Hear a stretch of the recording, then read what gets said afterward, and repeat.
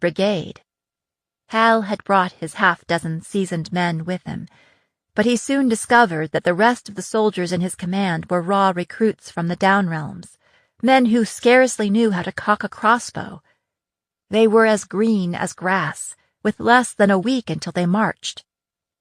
Hal called his handful of veterans in and said, "Good news. You're all being promoted to lieutenant." They looked at each other, shuffling their feet, murmuring thank yous, waiting for the rest of it. "I'm going to split this battalion into 5 columns of 24. Each of you will take charge of a column. You'll march with them, eat with them, sleep with them, get to know who's who, and surface any talent you can. Until we engage, I want you to drill them hard. Focus on crossbow drills, the 5 standard orders, fighting formations, and the care of weapons. Once we engage, I want you to do everything you can to keep all of your scripts alive." "But, Captain," now Lieutenant Cousineau protested, "what about you? Who'll watch your back if—" "Do it," Hal said, and turned away. Once Hal's hurry-up boot camp began, his men were up at dawn, drilling every single day, while the other battalions slept in. Part of the mission was to undo the damage done to the recruits already. The newlings had been stuffed full of stories by the veterans, tales of the sorcerous land up north, of the Witch Queen and her terrifying twin daughters, who drank the blood of the faithful and rode saber-toothed horses naked through the skies, of the northern warrior they called the Grey Wolf, impossible to kill. He turned into a huge grey wolf when the battle fever took him, savaging any poor soldier unlucky enough to cross his path. Hal wasn't going to rule anything out, but he'd fought several campaigns in the north and had seen nothing of the sort. There were wolves in the mountains. Hal had seen and heard them. He reasoned that any wolf looks like a giant when he's bearing down on you, and grows considerably after in the telling. "The northern soldiers are just men," he told the men in his command. "And women," he amended. "When you cut them, they bleed, just like us." It was true that northern women fought as fiercely as the men, so fiercely that, on the battlefield, it was difficult to tell them apart. Several times in the past, Hal had discovered that the man he'd just killed was actually a woman. He just couldn't get used to that. Maybe that was the root of the rumors. It was easier to think you'd killed a witch or a ghost warrior than a woman. They left Spirit Gate a week after Hal's arrival. The countryside they marched through had been stripped of anything edible or useful. Many of the farms and villages had been destroyed and abandoned over the course of the war.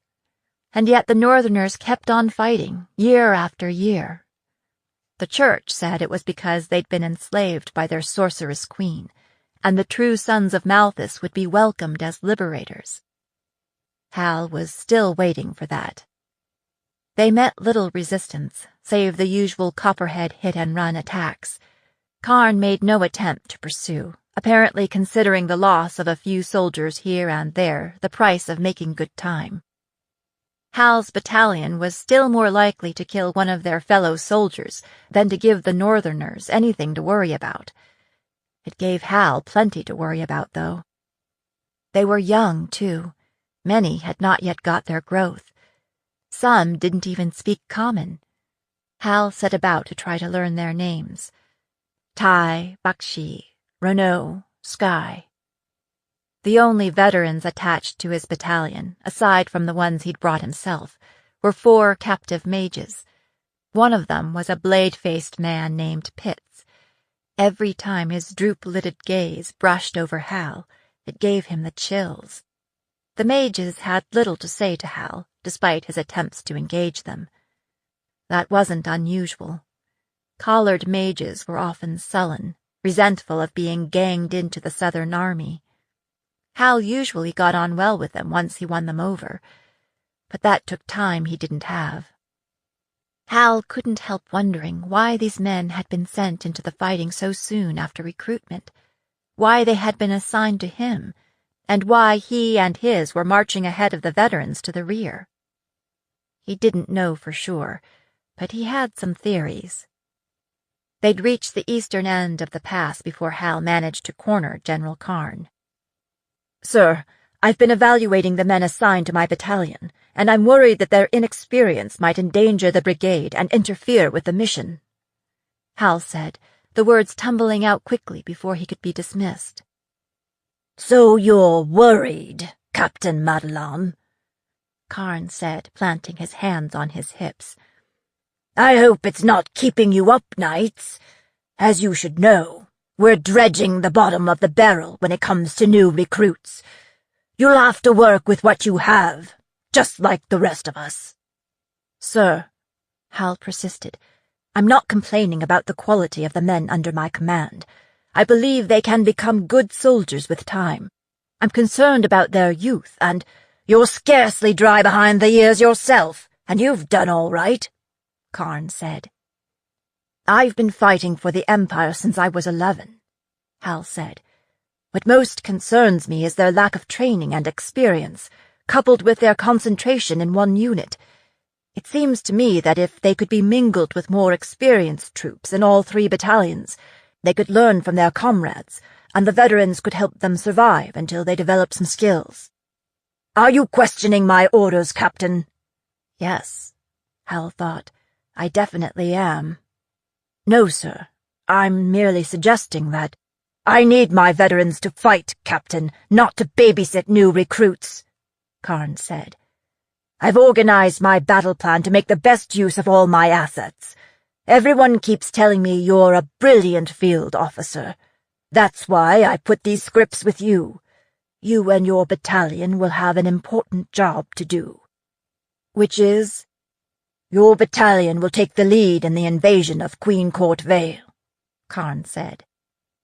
If it had been anyone else, Hal would have assumed he'd somehow misunderstood. But when he looked into Karn's face, when he saw the sneering triumph there, he knew that he'd heard right. "Could you elaborate, sir?" Hal said.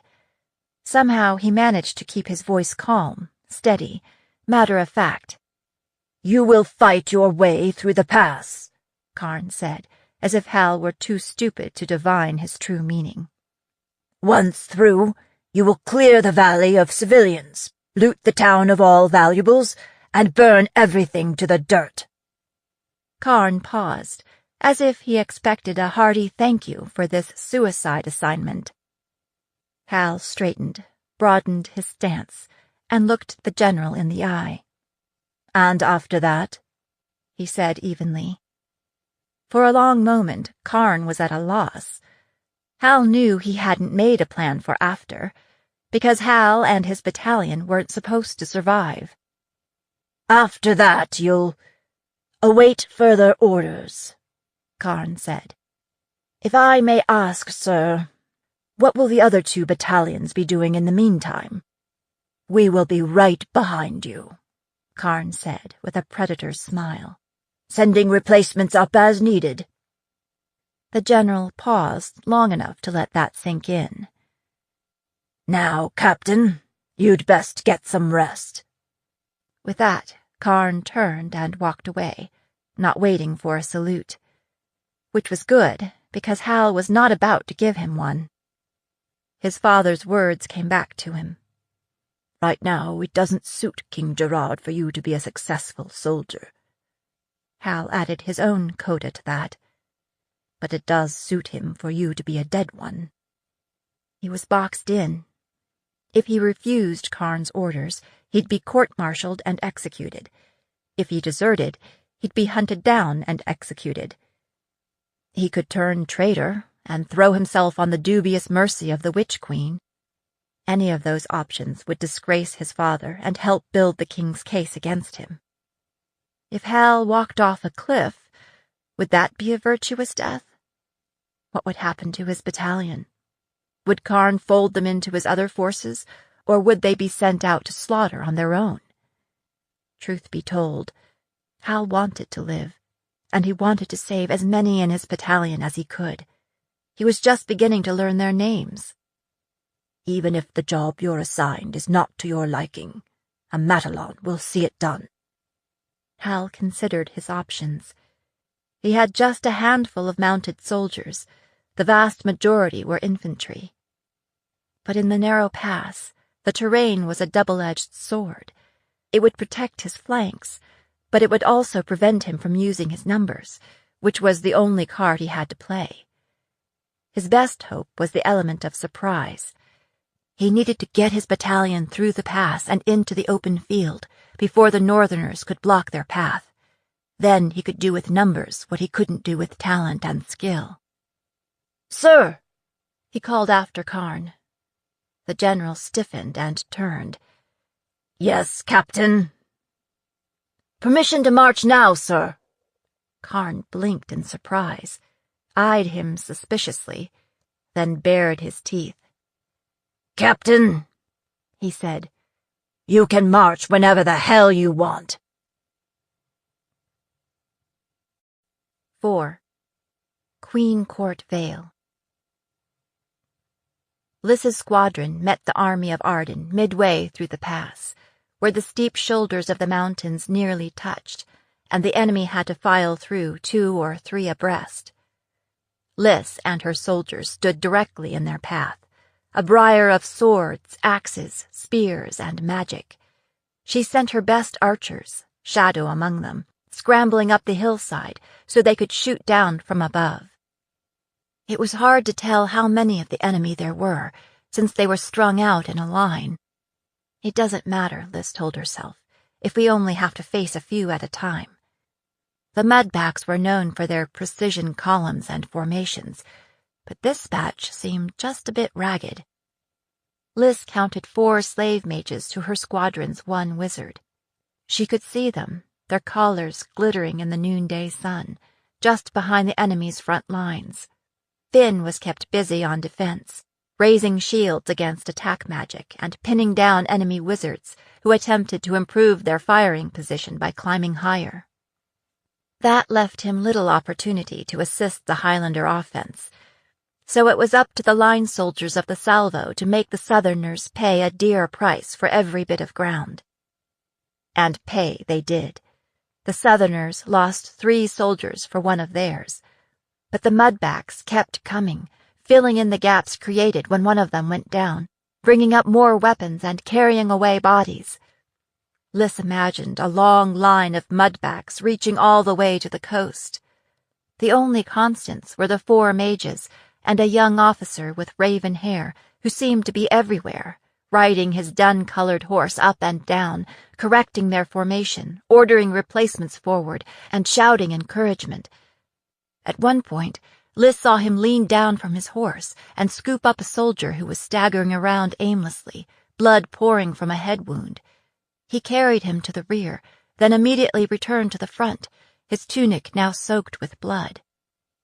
As the afternoon wore on, the cacophony around Lys seemed to recede to a dull roar as she focused on the enemy in front of her. Her sword grew heavy in her hands, and her shoulders ached. They seemed to be at an impasse as the killing continued, with neither side making forward progress. Healers came and went, carrying the wounded and dead away. Lys shouted encouragement to her weary soldiers, sending some to the rear and bringing up fresher fighters from the other squadrons. Only Lys, Finn, Shadow, Sasha, and Cam stayed on the front line. She tried to shut down the voice in her head that said that her side would run out of soldiers and weapons eventually, and then they would be overrun. "Look out, Lieutenant!" Cam slammed his horse into hers so that she all but lost her seat. The incoming arrow passed harmlessly over her shoulder, but she heard someone scream when it found a mark to the rear. "Mander's down!" Shadow shouted from his vantage point atop the hill. Lys turned and looked, but couldn't see Finn. If Finn is down, his shields are down, Lys thought. Once their mages figure that out, we're all sitting ducks. Sasha had reached the same conclusion, because she angled her horse between Lys and the Ardenine mages, shouting, "Go, Lys! Get out of here now!" Lys wheeled her horse so she faced the enemy and saw all 4 of them, right arms extended, left hands on their amulets, preparing to fire. At this distance, there was no way they would miss. Lys wore her father's clan talisman, which provided protection against a direct hit of attack magic. As far as she knew, she was the only one on the field with one. But Mincemeat was unprotected, and they'd both go down if the mages were smart enough to target him. The mages hadn't seemed to notice her yet. In fact, they seemed distracted, aiming off to one side. Well then, Lys thought. "For the Queen in the north!" she cried, spurring her horse forward. Behind her, she heard Sasha and Cam shouting at her, then the rattle of hooves as they followed. The mages never saw her coming. Mincemeat crashed into the nearest mage, sending him flying. He landed flat on his back, nearly under her pony's hooves. Leaning low out of the saddle, Lys finished him with a sweep of her axe, then ducked as a mudback aimed a blow at her skull. She could feel the buzz as bolt after bolt of attack magic sizzled into her talisman. And then, blessedly, the bolts stopped coming. Lys looked around and saw that Sasha and Cam had done for 2 more of the mages, but the last one had retreated behind a wall of mudbacks and was lobbing flame and attack charms over their heads. As she watched, one of his bolts all but hit the young Ardenine officer. That was when she realized this mage wasn't aiming at her at all. He was aiming at his own commander. Sasha scooped up a mudback by his scruff and breeches and used him as a shield as she spurred her pony into the line of Southerners. The line broke, opening a path to the 4th mage. Lys's first arrow bounced off his silver collar, but her second found a home, and he toppled backward. 4 mages down, Lys thought, but her cheer faded when she looked around and saw nothing but a sea of mudbacks around her, and the young officer facing her, his crossbow aimed at her heart.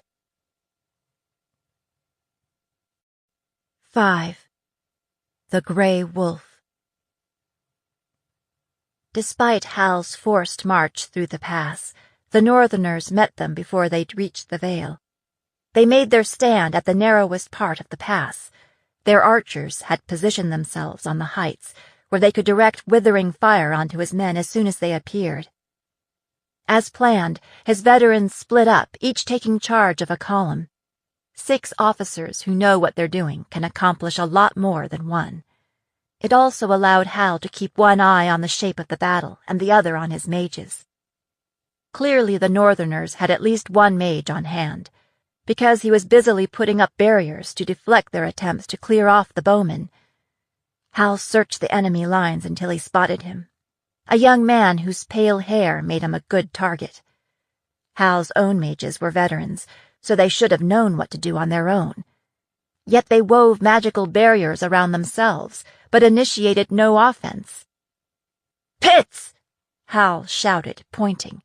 "It's 4 against 1. Can you do anything about their mage?" Pitts complied like a man half asleep. "A gold crown to whoever can take out their mage!" Hal called out to his own bowmen. They did their best, though they could have benefited from a few more years of drilling. Once they'd launched their bolts, it seemed to take them forever to reload. The Northerners, on the other hand, used longbows, and they were excellent shots. Their frontline soldiers fought as fiercely as any he'd seen. Though their numbers were fewer, each well-trained Northern soldier was worth 4 of Hal's men. They are fighting on their home ground, Hal thought, and it shows. As the battle dragged on, Hal was losing 2 or 3 soldiers to every one of theirs. Soon the Empire's advantage in numbers would evaporate. When he looked to the rear, the other 2 battalions were nowhere in sight. "I've been set up for failure," he thought, as his losses mounted. "But I won't fail. I need to find a way to win." Hal looked for the Felsian field commander and eventually spotted him, wearing a yellow lieutenant's scarf mounted on a smoky gray pony. As the lieutenant rode up and down the line, 2 other soldiers moved in tandem with him, as if they were linked by an invisible tether. He has a personal guard, too, Hal thought, surprised. The guards, if that's what they were, had their work cut out for them. The lieutenant wasn't afraid to wade in himself. It was like he had eyes in the back of his head. If I could eliminate their commander, Hal thought, it might give us a fighting chance. "Pitts!" Hal shouted. Target their field officer! He pointed. Pitts looked, then shook his head, making the sign of Malthus. Won't do any good, he said. That's the Grey Wolf. Hal heard a murmur go through the troops like a collective shudder. The Grey Wolf! It's the Grey Wolf! Hal looked again. Granted, the lieutenant was a distance away, but Hal didn't see anything wolfish about him. What makes you think it's him?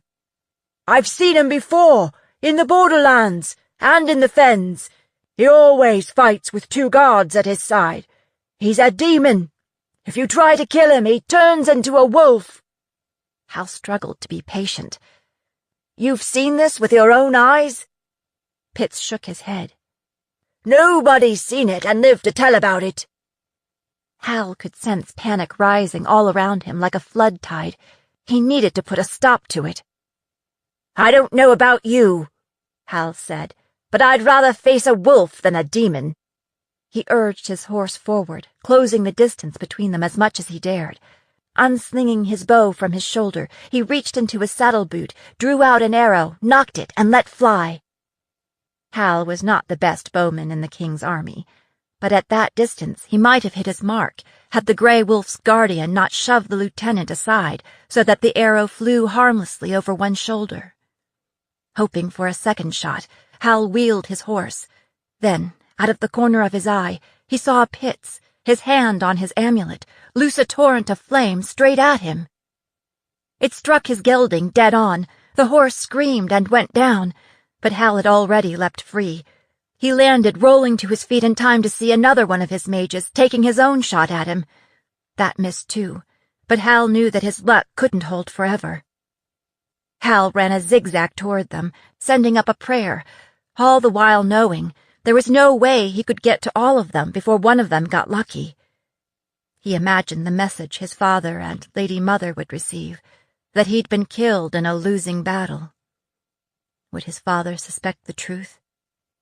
His prayers were answered in an odd sort of way when 3 spatterbacks plowed into the mages, sending them flying. It was the Grey Wolf and his 2 guardians. Hal stood frozen, watching them make quick work of 3 of the mages, but Pitts retreated a short distance away, set his feet, and slammed bolt after bolt of flame into the officer he called the Grey Wolf. The lieutenant did not turn into a wolf. In fact, he scarcely seemed to notice. Did that mean that Pitts was right, that the Felsian officer was some kind of witch or demon? With that, Pitts must have spotted Hal, because he shot a torrent of flame straight at him, nearly incinerating him. That broke into Hal's trance, stirring him to action.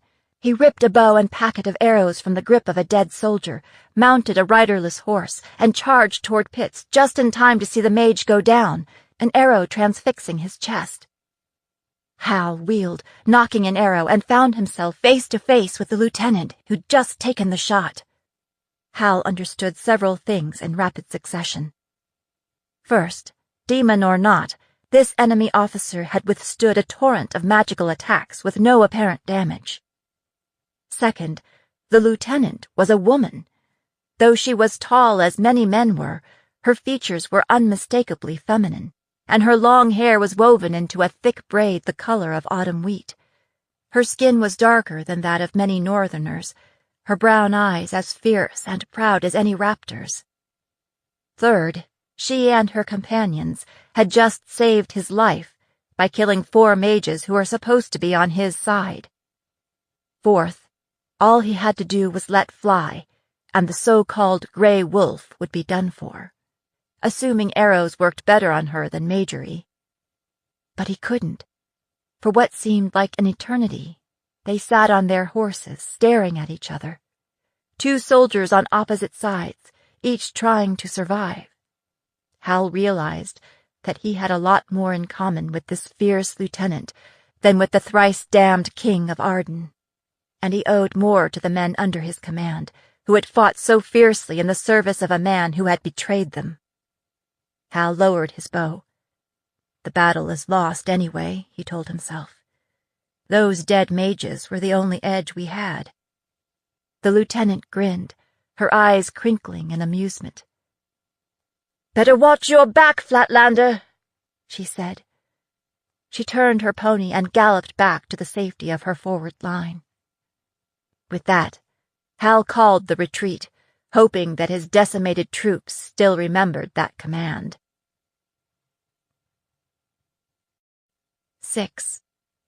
After the dance. Lys walked the now quiet battlefield with General Dunedain, Shadowdancer, Mason, and Littlefield. Darkness was falling. As the sun descended in the west, the Spirit Mountain sent long shadow fingers across Queen Court Vale, reaching for Alyssa Peak. The dead from both armies were still being carried from the field. In the surrounding hills, funeral pyres were burning, smudging the face of the rising moon. One of them burned for Captain Starborn, who'd died doing what he loved best, killing Southerners. Even the usually impassive Dunedain wept when she heard the news. This was a loss they could ill afford. Even when we win, we lose, Lys thought. Most of the Queendom's dead and wounded were from Lys's own squadron. She'd fought with some of them since the summer she'd turned 12, just a year after Arden stole her father and brother from her. A battle is like a deadly sort of dance, Lys thought. We learn the steps by sparring in the practice yards, by marching up and down the field in the hope that we'll remember the moves when we're distracted by the smell of blood and the shrieks of the wounded and death howling toward us from all sides. We go into battle to the cadence of drums and guns, but our dance cards are blank. We have no idea who we'll dance with that day, when death might cut in, and who will leave the floor alive. Officers attempt to call the steps, but after a certain point, nobody is listening. It all comes down to what happens in each of dozens of intimate meetings, advances and retreats, moves and counter-moves. As an officer, Lys had tried to manage the field, but, like any other soldier, if her time came, she would die alone. The wounded had long since been delivered to the healers in the town. Among the wounded was Finn, who'd suffered a blow to the head. Lys had already been to the healing halls, where she'd spoken to all who were well enough for visitors. Finn refused to see anyone, which was one more worry. He shouldn't have gone back into battle so soon, Lys thought. No wonder he wants to serve the Queendom a different way. Still, the healers said that Finn would recover, and that was something to be grateful for. The story of the charge against the Southern mages had spread like wildfire, adding more glitter bits as it traveled. Soon it would be an entire battalion of mages led by the King of Arden himself. The only thing Lys liked about that version of the story was the thought of having Gerard within bowshot. Lost in a muddle of thought, Lys trailed after the others. On the one hand, they had won an important victory against what had appeared to be impossible odds. On the other hand, she now knew that a good part of the battalion they'd faced was as young and green as the grass along the Durnwater in June. Untrained, untried, untested on the battlefield, lucky to know which end of a sword to poke with. Yet they'd been sent into the van with their young captain, like sheep to a slaughter, while Karn's more seasoned troops melted away. And a slaughter it was. The enemy losses were extraordinarily high compared to their own. The difference between us and them is that the King of Arden doesn't care. If they were sheep, the mudback captain was the sheepdog, by turns leading them into the fray, turning them away from danger, snapping at their heels, calling them to order when they fell apart. She could see the bones of his tactics. He'd done what she would have done in his place, fashioned a simple attack strategy in the hope that they could carry it out. He'd done the best he could with a bad situation. And then, in the end, he was betrayed. Sasha and Cam said she must be mistaken, but Lys knew what she'd seen, and what she'd seen was 4 mages turning on their commander, gunning for him instead of the enemy on the field.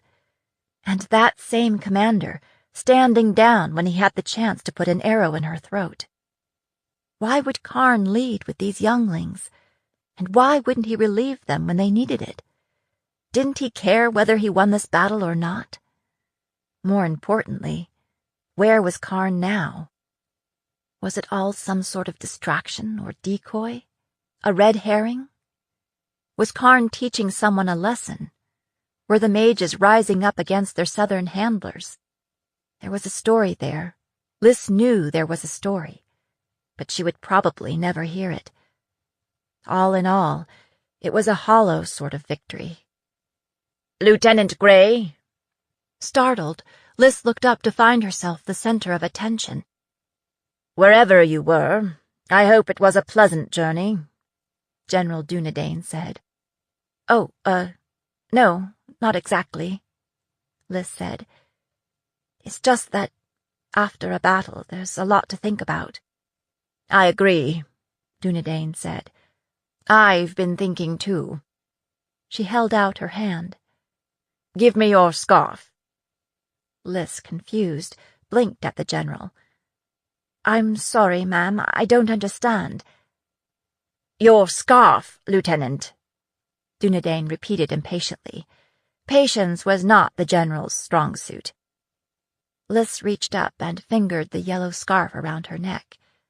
Her battle-weary mind stumbled around, unable to hit on an explanation. "I know it needs washing, but—" "It doesn't need washing," Dunedain said. "It needs replacing. Now give it here." Was she being demoted? Booted out? Lys managed to undo the knot, slipped the scarf off, and handed it to Dunedain. The general tucked it into her carry-bag and pulled a wad of fabric from her pocket. She thrust it at Lys. "Here's a new one." It was blue. Captain's blue. "I know you don't stand on ceremony, Captain Grey," Dunedain said, grinning. "So you won't be disappointed by a field promotion. The salvo needs a new commander, and I've chosen you." Lys stood clutching it. "But Littlefield and Mason, they've got a lot more experience than I have, and—" "I don't want the job," Littlefield said. "Blue clashes with my eyes." "And I can't count high enough to be a captain," Mason said. Shadow took the scarf from Lys and knotted it around her neck. "It's you, Captain Grey. Deal with it. And when we get to town, you're buying." "You're the one getting married," Lys said. "You're buying." "I'm buying on my wedding day," Shadow said. "You'll have to wait until then." And then they were all laughing and embracing, and making the kinds of threats and promises that comrades make when one battle is over and the next not yet begun. They'd just reached their horses when they heard a pounding of hooves and saw the silhouette of a rider against the night sky. He reined in next to them, saluted General Dunedain, and handed her a dispatch tube. "We had a bird from Fortress Rocks, ma'am," he said. His expression said it was bad news. Fortress Rocks?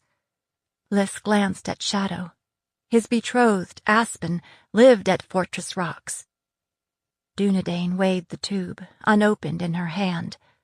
"And, while we were occupied in the pass, Khan took the rest of his brigade north." The soldier swallowed hard. "It's bad, Mom. The town's destroyed. They burned everything that was burnable, stole everything that was stealable, and blew up the keep. They slaughtered everyone." Lys's heart sank. Fortress Rocks was a beloved symbol of northern resistance. It had never fallen to a foreign invader, not even during the Wizard Wars. Until now.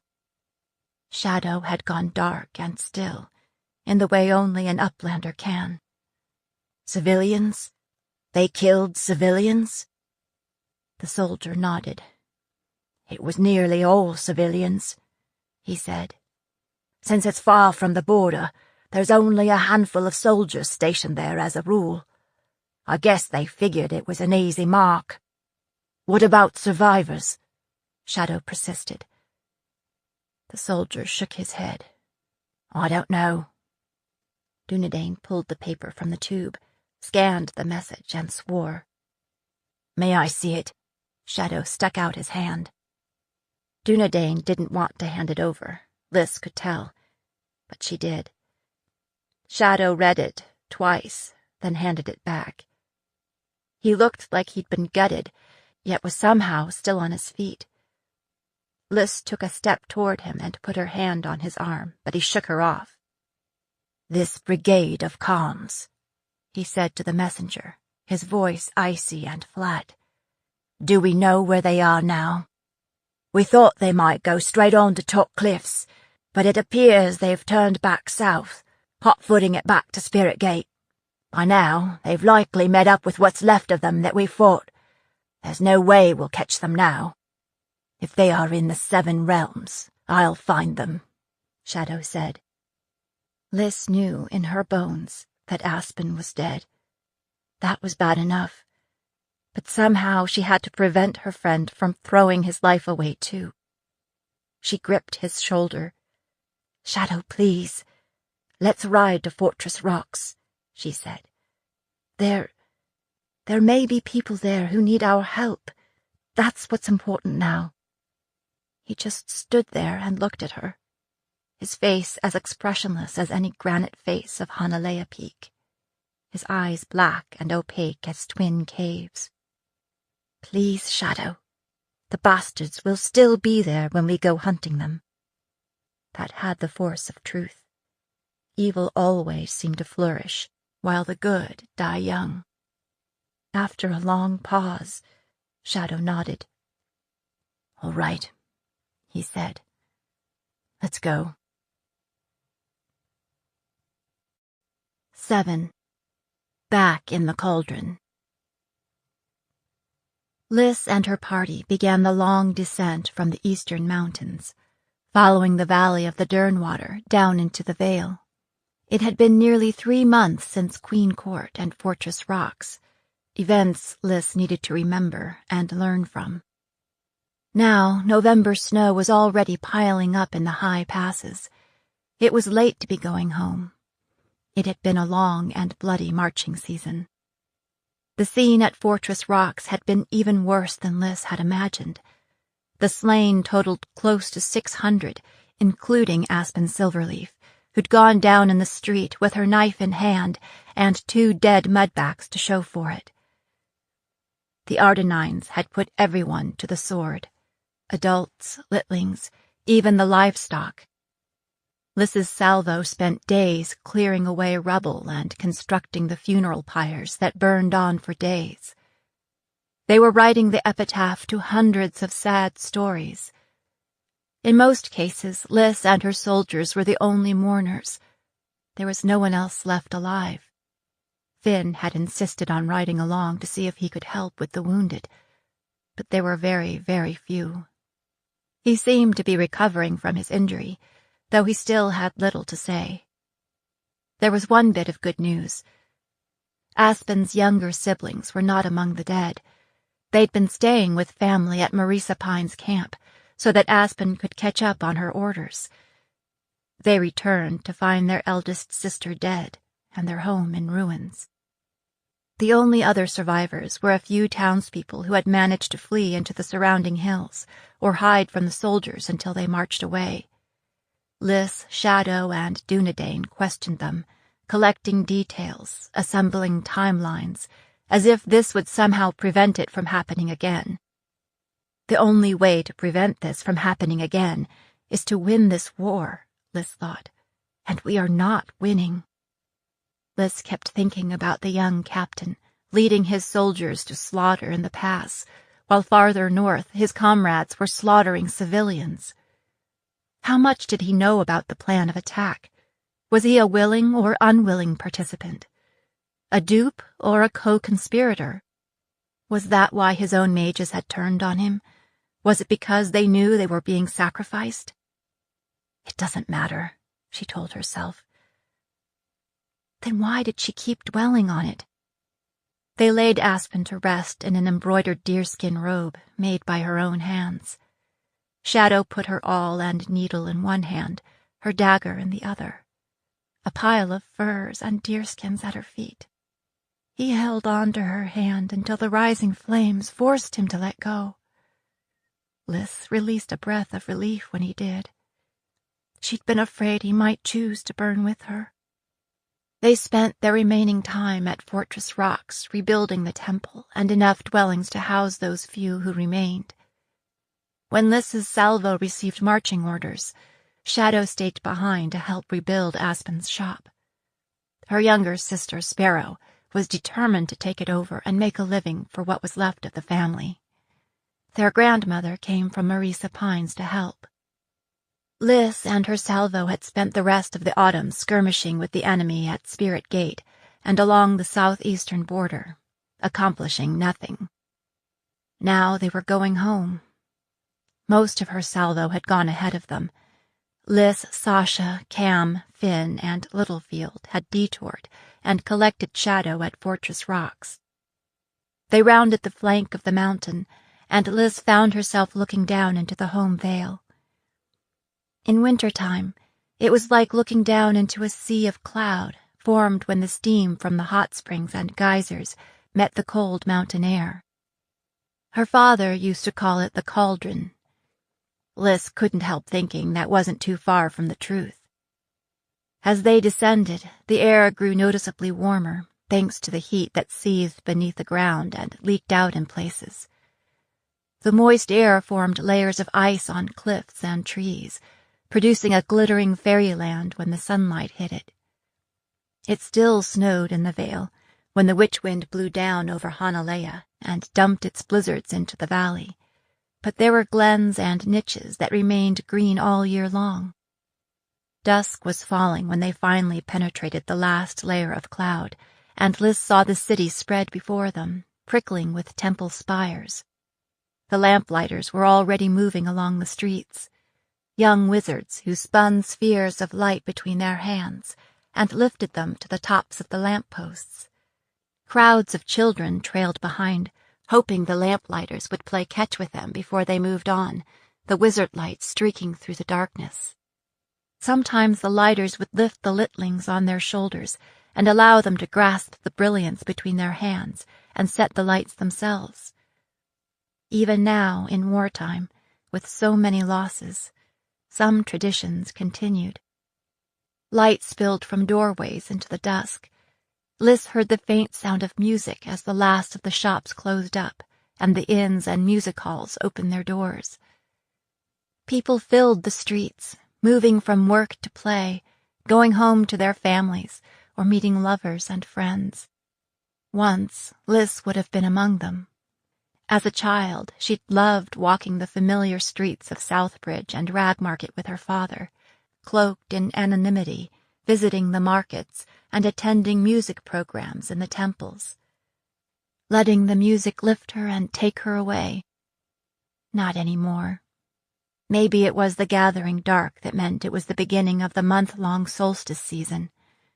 This time of year always brought with it memories of past grief and apprehension about the future. Solstice would be forever tainted by the deaths of those she loved, as the monstrous King of Arden no doubt intended. Once their horses realized where they were going, their steps quickened, and it was more a matter of reining them in than of urging them forward. Mincemeat tried to take the bit in his teeth and forge ahead. Everyone's glad to be going home but me, Lys thought. She looked up at Shadow riding just ahead of her, shoulders still rounded from grief. Almost everyone. Lys's 16th name day hurtled toward her, bringing with it her coronation as the princess heir and her launch into the marriage market. Lys had a few memories of her sister Hannah's naming party in the optimistic past. Lys's father had danced with her, his serpent amulet glittering at his neck, a proud grin on his face. "Did you know that I hired your mother to teach me how to dance?" he'd said, leaning close to speak into her ear. "What?" Lys had frowned at him, convinced he was teasing her. "It's true. I swear on the dead queens," her father had said. "It was the only way I could think of to get her to dance with me." "Well," Liz observed, "she did a fair job, I suppose." Her father had come out of the slums of Fellsmarch, a charismatic street lord whose silver cuffs signified a magical legacy. He had become the Queen's bodyguard, then a member of the Wizard Council, and finally High Wizard and consort to the Queen. Never a king. He'd never wanted to be king. What he wanted was the Queen, and he'd paid a heavy price. We're a lot alike, Liz thought. He didn't want to be king, and I'm not so keen on being queen. If Hannah still lived, Liz's naming would have signified nothing more than a milestone, a festive party that signaled her entry into a career. Once she'd thought to be a musician or a poet. Now she'd probably choose a military career. As it was, more and more, she'd be pulled from the battlefield, where at least she knew what she was doing. Liz inhaled the mingled scents of Fellsmarch, flowers of all kinds, and the little charcoal burners the street vendors used to grill the sausages and flying fishes that they wrapped into flatbreads. The lights from the carousel sparkled out on the green like raindrops on a window pane, blurred by the tears in her eyes. Her father had brought it in pieces through the mountains and ordered it reassembled, so all the litlings in the city could ride flying horses, too. 4 years, she thought. 4 years since the last attack on the royal family. Did it mean that King Gerard had turned to other targets? Or did it mean they were due? "Captain," Sasha urged her pony up beside Mincemeat. "Are you all right?" "I'm fine," Liz lied. "The smoke burns my eyes is all." "It does that every time you come home," Sasha said with a sympathetic smile. "Nothing that a meat pie and a pint won't cure." "Have I ever told you that I love you, Talbot?" Liz said. Sasha snorted. "Me? I'm happy to be home. I can't wait to see my nieces and dig into some solstice cakes." "I can't wait to dig into some hot wassail," Littlefield said. Liz glanced over at Finn, who seemed lost in his own thoughts. "Finn, what are you looking forward to? Will you be working in the healing halls right away?" The question seemed to take him by surprise. "Oh, I'll look forward to seeing people I haven't seen for a while," he said. "And I'll begin working with Lord Vega as soon as I'm needed." "I hope you'll take a little time off, Finn," Liz said. "After everything that—" "I'm fine," Finn snapped. "Why won't anyone believe me?" "Easy, Sulmander," Shadow said. "What about you, Shadow?" Sasha said, then clamped her mouth shut as if sorry she'd asked the question. "I won't be home long," he said. "I'll stay a few days and see my father, but then I'm going back east." "What?" Liz said, startled. She'd been counting on spending time with her friend while they were both in the capital. She wasn't good with matters of the heart, but she still hoped she could find a way to help him the way Adrian had helped her after Hannah died. "You won't be home for solstice?" He shook his head. "Are you going back to Fortress Rocks?" "I plan to make a stop there and drop off some more supplies to Sparrow, but I have business on the coast in a week. I'll be working at Demon Eye Camp through the spring, so there's not much point in traveling all the way back for the holiday." "Yes, there is," Liz said, thinking fast. She didn't believe that story about business on the coast. If he was traveling east, it might mean he planned to follow through on his promise to go after Marin Karn. Shadow had always danced on the edge, but now there was a recklessness about him that she'd not seen before. Worry squirmed in her middle, the worry that he would never come back. She groped for a way to keep him in the Vale, or bring him back for the Festival of Light at least. But I was counting on going hunting together to put some meat on the table for the holiday. If I have to eat barley all winter, I'll cut my throat." "You're a better hunter than I will ever be," Shadow said. "You'll do better on your own." "No, I won't," Lys said. "Anyway, you can't fight this war every minute of every day." "Hang on," Sasha said, staring at Lys. "What did you just say? I think something's gone wrong with my ears." "Shut it, Talbot," Lys growled, her mind still churning, trying to surface an excuse to convince Shadow to stay. "The thing is, there's something else I need your help with." Shadow's eyes narrowed. "Something else?" "Right," she said. "Something else." "Like?" Before Shadow's name day, when he took up flashcraft, music had been a connection between them, and central to his existence. She could use that. "Remember how we used to take music lessons together at Southbridge Temple? And how you were always better than me?" "Barely," Shadow said, as if he thought he might be walking into a trap. "That was a long time ago." "So, you know how Speaker Jemson holds that benefit for the Briar Rose Foundation every winter solstice?" "Yes," Shadow said, scrubbing his hand through his curls. "So?" "I promised Jemson that the two of us would do a set for the 25th anniversary of the Briar Rose Ministry." "No." "But I promised." "You promised. I didn't," Shadow said. "It's been forever since I've picked up a bazilka." "That's something you never forget," Lys said with false confidence. When Shadow kept shaking his head, she rushed on. "If you'd seen Jemson's face, there'd be no way you could say no. He was so excited. You know how sentimental he is about his former students, and you know the ministry is more important than ever these days. So many people are going hungry during the holiday." "All the more reason to focus on the war," Shadow said. "You don't need me. You're the one that will draw the crowds. You're a war hero and the heir to the throne. Who could resist?" It was down to begging. Lys leaned out of her saddle, gripped both his hands, and looked him in the eyes. "Please, Shadow," she said, "don't make me get up there alone.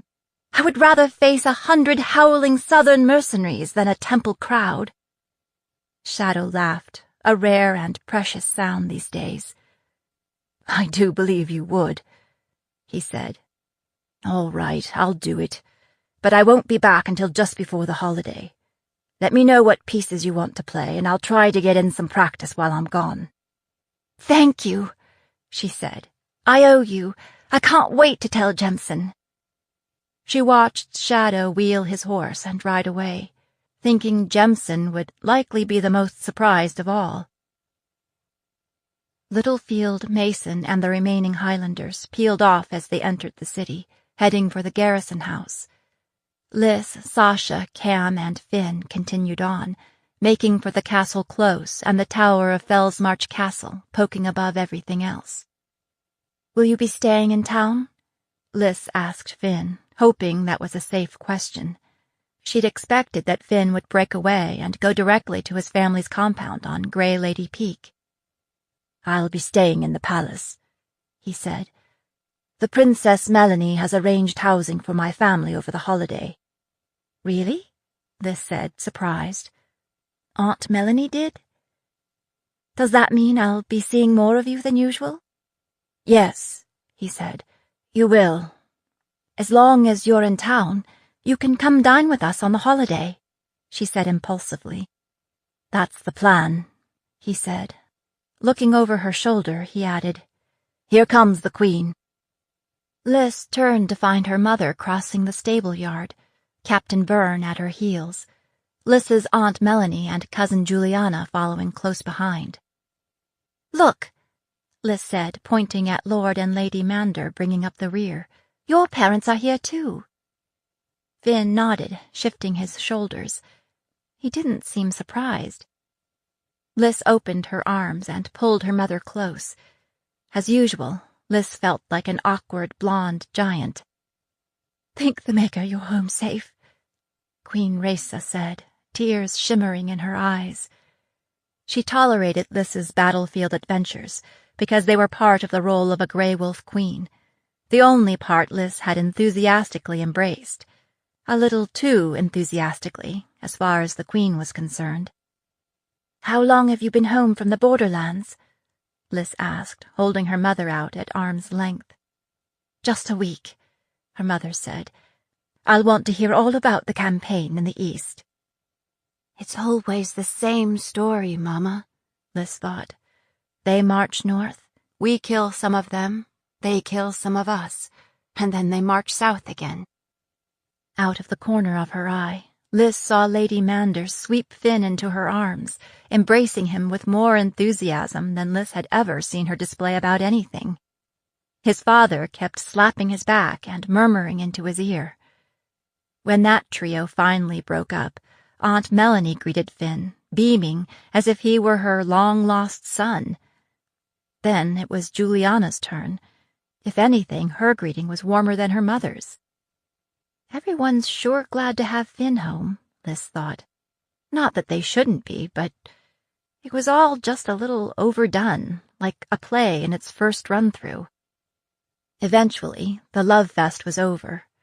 The Manders walked off together, Lord Mander with his arm around Finn's shoulders. That was when Aunt Melanie noticed Lys. "Welcome home, Alyssa," she said, warmly embracing her. "Juliana and I have been looking for you every day." As soon as Aunt Melanie released her, Juliana gripped both her hands. "Lys, I never feel the marching season is really over until you're home safe." "You're looking well," Lys said, because it was true.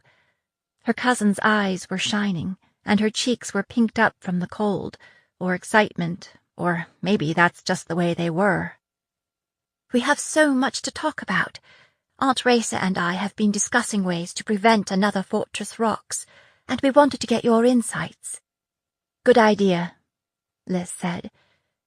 She couldn't help noticing that her cousin's hands were soft, the nails clean and manicured. It made Lys hyper-conscious of her own hands, calloused and cracked and dirt-stained. Taking a step back, her cousin looked up at her. "You always have so much more color in autumn than you do when you leave in the spring," she said. "Actually, it's dirt," Lys said. "We've discovered that a thick layer of dirt is great camouflage. In fact, out in the field, a good scrubbing could cost you your life." Juliana, brow furrowed, gazed at Lys. "Really?" she said finally, as if she didn't believe it but was afraid to call her on it. "That's not all," Lys said, some devil inside her driving her on. "Mud, it turns out, is an excellent treatment for the complexion. I've brought a supply home so that I can apply it on a regular basis here at court." At that point, her mother caught her eye, scowled, and shook her head slightly. Juliana pretended not to notice. Lys couldn't say why she was so thin-skinned when it came to her cousin. Was she jealous that Juliana was built like a princess and not a lodgepole pine? Or was it that Juliana had all the traits Lys lacked? Social skills, diplomacy, political smarts, and breasts? Was it because her cousin was one of her mother's trusted advisers, though she was only 2 years older than Lys? Juliana had become an expert in foreign relations and had recently assumed responsibility for the Queendom's intelligence service. It had been floundering since Lady Tyburn was murdered. Strange. Lys couldn't remember Aunt Melanie ever showing the least bit of interest in politics. Juliana took to statecraft like a pig to mud, demonstrating the kind of clever, quick wit required to navigate agendas at court. It seemed like Lys had spent a lifetime hearing Juliana gently correct her in meetings. "Well, the fact of the matter is," she would say, tapping her long fingers on the reports in front of her.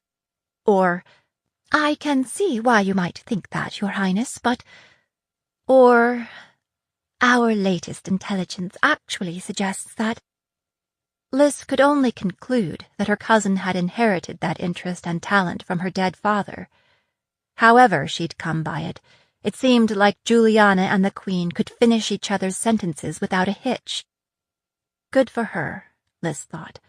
I wouldn't want to waste the marching season in one meeting after another. "Congratulations on the victory at Queen Court, Your Highness," Captain Byrne said.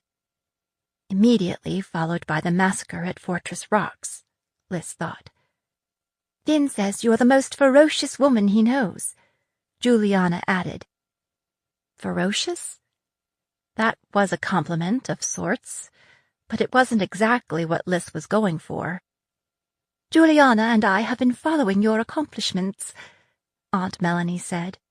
They are the talk of the court. Imagine downing 4 slave mages with one swipe of your sword. That's not exactly how it happened, Liz said. The ambassador from the Fens tells me that Lord Dimitri is ready to adopt you, Juliana said, or at least marry you off to 2 or 3 of his sons. I'm not marrying anyone, Liz snapped. And then, taking a deep breath, she added, more graciously, Anyway, Lord Dimitri is too generous. All the credit for our success in the West should go to the Water Walkers. I'm just glad they're on our side. Perhaps we should send some of them to our southern borders, her mother said with a wry smile. Perhaps we should send them beyond our southern borders, Liz said. She looked at her mother, and her mother looked back, each knowing what the other was thinking, their ongoing disagreement about tactics hanging heavy between them. Let's not get into an argument before the sun has set on my first day home, Liz thought, especially not in front of Melanie and Juliana. I'd better see to mincemeat, she said, stroking the pony's nose. Dinner's at 7, her mother said. Juliana and your Aunt Melanie will be there too. I can't wait to catch up. 8. Sparring Lessons. Heads up, Liz! Liz gritted her teeth and raised the tip of her sword to counter Sasha's swing. When their blades met, the force of the blow all but rattled the teeth from her head. Her ears were ringing from the clamor of steel on steel, and her arms were so tired she could barely lift her sword. The cold wind somehow found its way into the practice yard and dried the sweat from her face as soon as it appeared, but her clothing was soaked through. When the bells from the cathedral tower signaled time, she fell forward onto her face in the snow. They were usually fairly evenly matched, height-wise at least, though Sasha had about 50 pounds on her. But Liz couldn't remember ever being worked this hard. Blood and bones, Liz muttered, scrubbing snow over her face. Tell me, Talbot, is it something I said? If so, I'm very, very sorry. Special request from your salvo, Sasha said, extending her hand to help her up. They asked me to wear you out so they wouldn't have to drill this afternoon. Some people have lives, you know. Ha, Liz said. Well, you've worn me out for nothing. Drill is cancelled this afternoon anyway. The War Council is meeting, and then we're having an early dinner because of the concert. Oh, Sasha said, grimacing. In that case, I'm very, very sorry I worked you so hard. I should probably just leave my armor on for this meeting, Liz said as they walked into the deserted duty room. You're expecting heavy fire? Liz nodded. Nobody wants to hear what I have to say. Is it what you say or how you say it? Probably both. I always think that if I tell the truth, people can't help but agree. When they don't, I lose my temper and everything goes south from there. Sasha snorted. That's your mistake, thinking politics has anything to do with the truth. So it doesn't matter what you say, as long as you make it pretty, Liz said. I should write that down. She peeled off her padded sparring coat, leather armor, and the weights she used to strengthen her arms. Sasha stripped down too. Liz could tell she was chewing on something, trying to decide whether to spit it out. What? Liz said finally. I keep thinking about something my da told me about making a sale. Sasha's da had died when she was just a littling, but he seemed to have been a gusher of wisdom because she was always quoting him. What did he say? Well, you know, we had a stall in Rag Market, Sasha said. Where he fenced stolen and smuggled goods. Liz nodded. He said when you're trying to sell a lady a shawl, you don't plunge in talking about upland sheep's wool or indigo dye or hand-knotted fringe. You don't? Maybe she don't care about any of that. No, you find out what she wants, what's missing in her life, and then you show her how that shawl fills the bill. So, if she's starving, you tell her she can eat the shawl? Never mind, Sasha growled, cheeks flaming. I was just trying to help. Hang on, Liz said, putting her hand on Sasha's arm. I'm sorry. Can you give me an example? So, she says she don't need a shawl, it's too expensive, and she's got a warm coat already.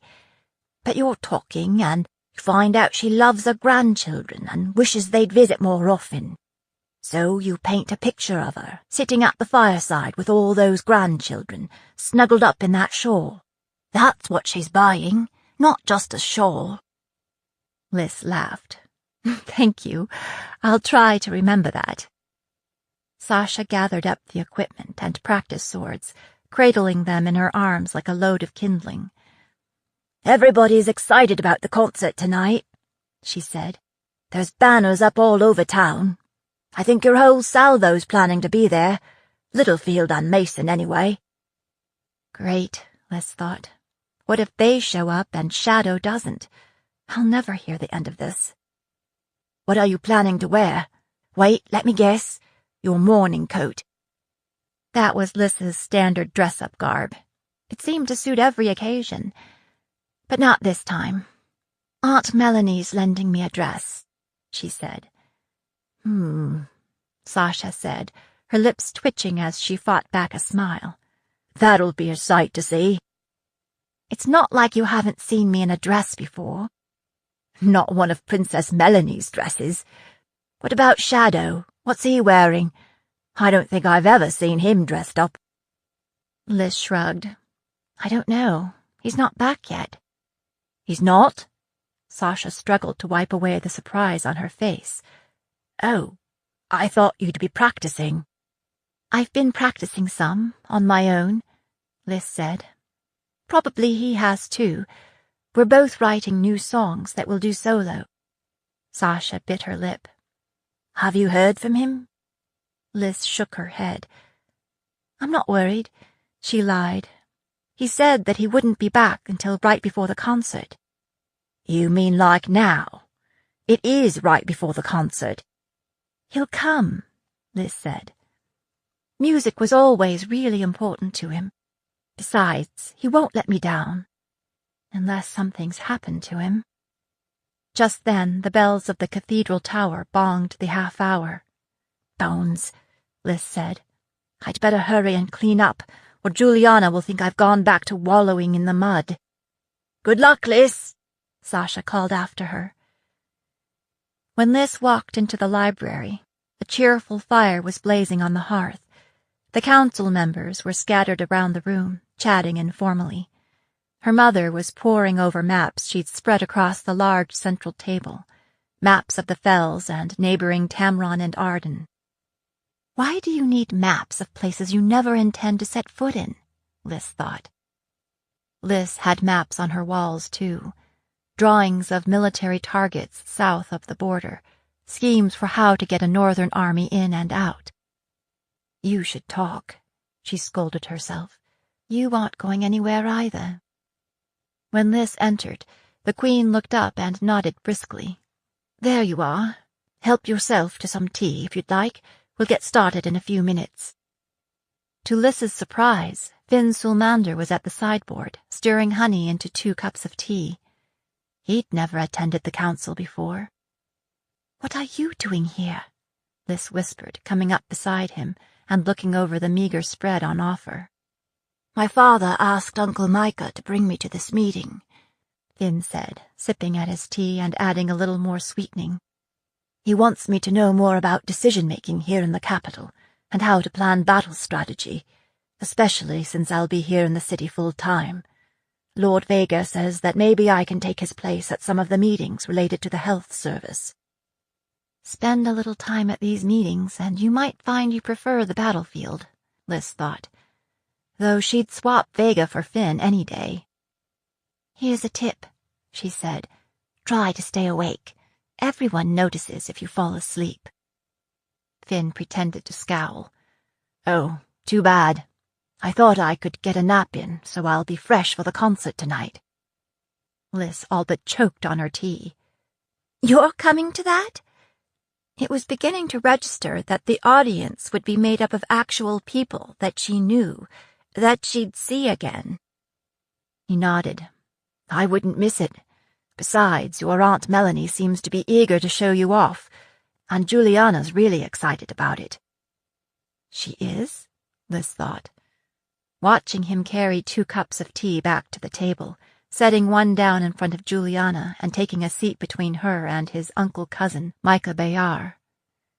With the 2 wizards side by side, their heads together, talking, the resemblance was striking, save that one was dark, the other light. Bayard was draped in the high wizard stoles that had once belonged to Lys's father. As long as she lived, she would never get used to that. Lys took her usual seat to the right of the Queen. She looked around the table, thinking about what Sasha had said. She'd known most of the council members all of her life. But what did they really want? Her mother was easy. She wanted to preserve the queendom and the line. She wanted to protect what was left of her family, that being Lys. That tended to make her more cautious, less eager to take chances. The key would be convincing her that doing nothing brings its own risks. Captain Byrne sat to the left of her mother. As the Queen's bound captain, he wanted to protect the queendom and the Grey Wolf line.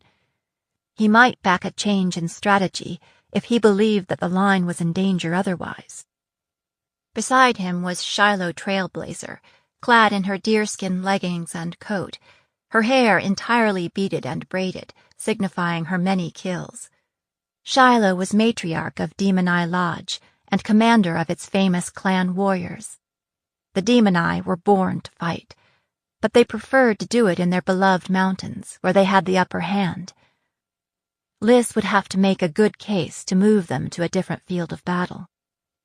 Randolph Howard drummed his fingers on the table, then riffled through the notes spread out before him, as if he had places to go and better things to do. A merchant and member of the Vale nobility, he served as a quartermaster of sorts, arranging for supplies for the Felsian fighting forces. Howard could always find a way to make money, in peacetime or wartime. Char Dunedain commanded the regular army, the Highlander forces. She was smart, tough, and experienced, with an extra share of courage. She wanted a strategically important mission with clear goals that would not spend her soldiers' lives thoughtlessly. Bayard represented the Wizard Council. When it came to offense, they were likely to balk at crossing into Arden, where they might be captured and collared. Still, wizards might be her most reliable allies if she could make her case. They'd seen what happened to the gifted in the Empire, and they had no desire to see that replicated in the North. Lord Vega sat to Juliana's left, but he kept leaning across her to speak with Finn. Vega was the health minister and overseer of the healing halls. Lys couldn't imagine why he'd chosen that profession. He was arrogant, mean-spirited, and totally lacking in empathy. What Lord Vega wanted was to go back to some golden age in his imagination, when people knew their place and wizards were kings. At the far end of the table, Hadley de Villiers met her gaze and brought her fist to her chest in a mock solemn salute. Hadley was the commander of the fledgling Felsian Navy. She wasn't much older than Lys, but she'd built the Navy from nothing in a few short years. Hadley tended to avoid politics, but she was a friend who could usually be counted on. Across from Hadley sat Lys's cousin Juliana, next to her mother, the Princess Melanie. Melanie had never had much to say, but Juliana was cut from different cloth. She tended to be outspoken. She asked a lot of questions and offered her opinions freely. Though she'd known Juliana nearly all her life, Lys realized that she had no idea what Juliana wanted. How could that be? "I hope you've enjoyed lounging about here in the luxury of the capital," the Queen said by way of a beginning. "What's it been, 3 weeks now?" Laughter rippled through them. Though a step up from their summer encampments in the borderlands, wartime Fellsmarch was not exactly luxurious. "The beds are too soft," Trailblazer grumbled. "All wrong for my demon eye bones." "All this rich food," General Dunedain said, pinching the non-existent fat at her waist. "I can scarcely fit into my uniforms." Even Bayard joined in. "The non-stop parties grow tiresome after a while," he said wryly. "I'm so glad you feel that way," her mother said, "because we have work to do. As you know, the fallow season is when we discuss our military strategy and consider whether we need to make any changes. That's what I would like to focus on today. As usual, I would encourage you all to speak freely, knowing that what we say here will stay in this room." Lord Bayard stood. "Your Majesty, before we begin, I would like to introduce my cousin's son, Finn Sulmander, and to thank you for allowing him to sit in and observe our proceedings." "Welcome, Finn," the Queen said. "Feel free to ask questions as we move through the agenda. Now, General Dunedain, let's start with you." And so it began, the annual ritual that Lys had grown to detest. No matter what had happened on the battlefield during the year, the outcome was always the same. Let's keep doing what we've been doing. Dunedain reviewed the victory at Queen Court and the massacre at Fortress Rocks. This was old news to most of the council. "One point of clarification," Lys said. "Since it seems clear now that Queen Court was just a diversion from the attack on Fortress Rocks, I don't think we can call it a win. Yet the southern forces at Queen Court suffered heavy losses," Dunedain said. "True," Lys said, "but the troops they lost appeared to be poorly trained conscripts from the Downrealms. It's not like Arden had a lot invested in them." "There you go again," Hadley said, wincing. "Snatching defeat from the jaws of victory. Can't you just bask in glory for once?" "I just don't want to mislead anyone," Lys said. "Still," Raisa said, "isn't it true that the Ardenine battalion was decimated, and they lost 4 mages?" "That's true," Lys said. "The difference between us and them is that the King of Arden doesn't care." "Stipulated," the Queen said, and amusement rippled through the council. She turned back to Dunedain. "Continue." "Lord Dimitri and our allies in the Fens have been keeping the enemy busy in the west," Dunedain said. "They've also captured quite a bit of ordnance, along with supplies and foodstuffs, which should help us through the winter and again in the spring." Lys knew what the summation would be. At the end of the marching season, neither side had gained ground. The Southerners had sustained more casualties, in absolute numbers anyway, but the Queendom had lost hundreds of civilians and millions of crowns' worth of property. "Each one of our soldiers is worth 3 of theirs," Howard said, with the kind of fierce pride displayed by those who've never raised a sword themselves. "Our soldiers have to be," Dunedain said. "The South can field 3 times as many troops as we can. Southern weapons can't compete with clan-made blades and longbows," Shiloh said. "Aye, our weapons are better," Dunedain said. "It's just difficult to lay our hands on enough of them."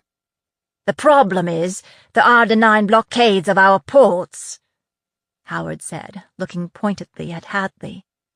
"Which brings us to Lady Barrett. the Queen said, ignoring Howard's glare. "How goes our negotiation with the portmasters in the Southern Islands?" Juliana grimaced. "Negotiating with them is like trying to catch a fish with your bare hands. Just when you think you've got a grip on them, they slip away. They'll build ships for us. Our money spends as good as any. But they're wary of opening their ports to us for shipping or for military use. They're just too vulnerable to Arden." "Is there any news from Arden?" Captain Byrne asked. "From within the realm, I mean." Liz came instantly alert. "From what we're hearing, Montaigne is at odds with the Thane Council over the war," Juliana said. "He sold them a quick win, with spoils for everyone who agreed to supply men and money. Some are questioning whether our rocky bit of ground is worth what they've spent in men and treasure." "Do you think it will amount to anything?" Bayard asked. Juliana shrugged. "Hard to say. King Gerard has a history of ruthlessly quenching any spark of rebellion. Ask his 6 dead brothers." The Queen smiled sourly. "Anything else?" "They seem to have tightened their grip on Delphi," Juliana said. "Recently, the Blackbirds have restricted travel into and out of the city. It's made it more difficult to stay in touch with our eyes and ears there. Arden must be expecting some kind of trouble." "Let's hope they are right, Lady Barrett. Lord Bayard, your assessment of our magical resources. Is there a shortage of flashcraft as well?" Bayard shook his head. "Not really, Your Majesty. So many of the gifted have been killed that we have more than enough amulets to go around." "He looks tired," Liz thought, feeling an unexpected flicker of sympathy, and discouraged. "They seem to be growing more and more sophisticated in their use of magic," Bayard went on, "which means that we are losing some of our advantage in that arena." "Thank you, everyone, for your insights," the Queen said, scribbling a few notes and putting down her pen. "Here it comes," Liz thought. "In summary, the war goes on, but we've done well against superior numbers and vastly greater resources. I think we can be proud of our Highlanders, our clan warriors, our young navy, and all of the citizens who have sacrificed so much to keep us all free." She raised her glass, and the others followed suit, murmuring, "Hear, hear!" That was always the post-mortem. "We've done well, considering. Against all odds, we've survived one more year. Raise a glass to that." "Does this feel like freedom?" Liz said, pushing to her feet. "Or a life sentence?"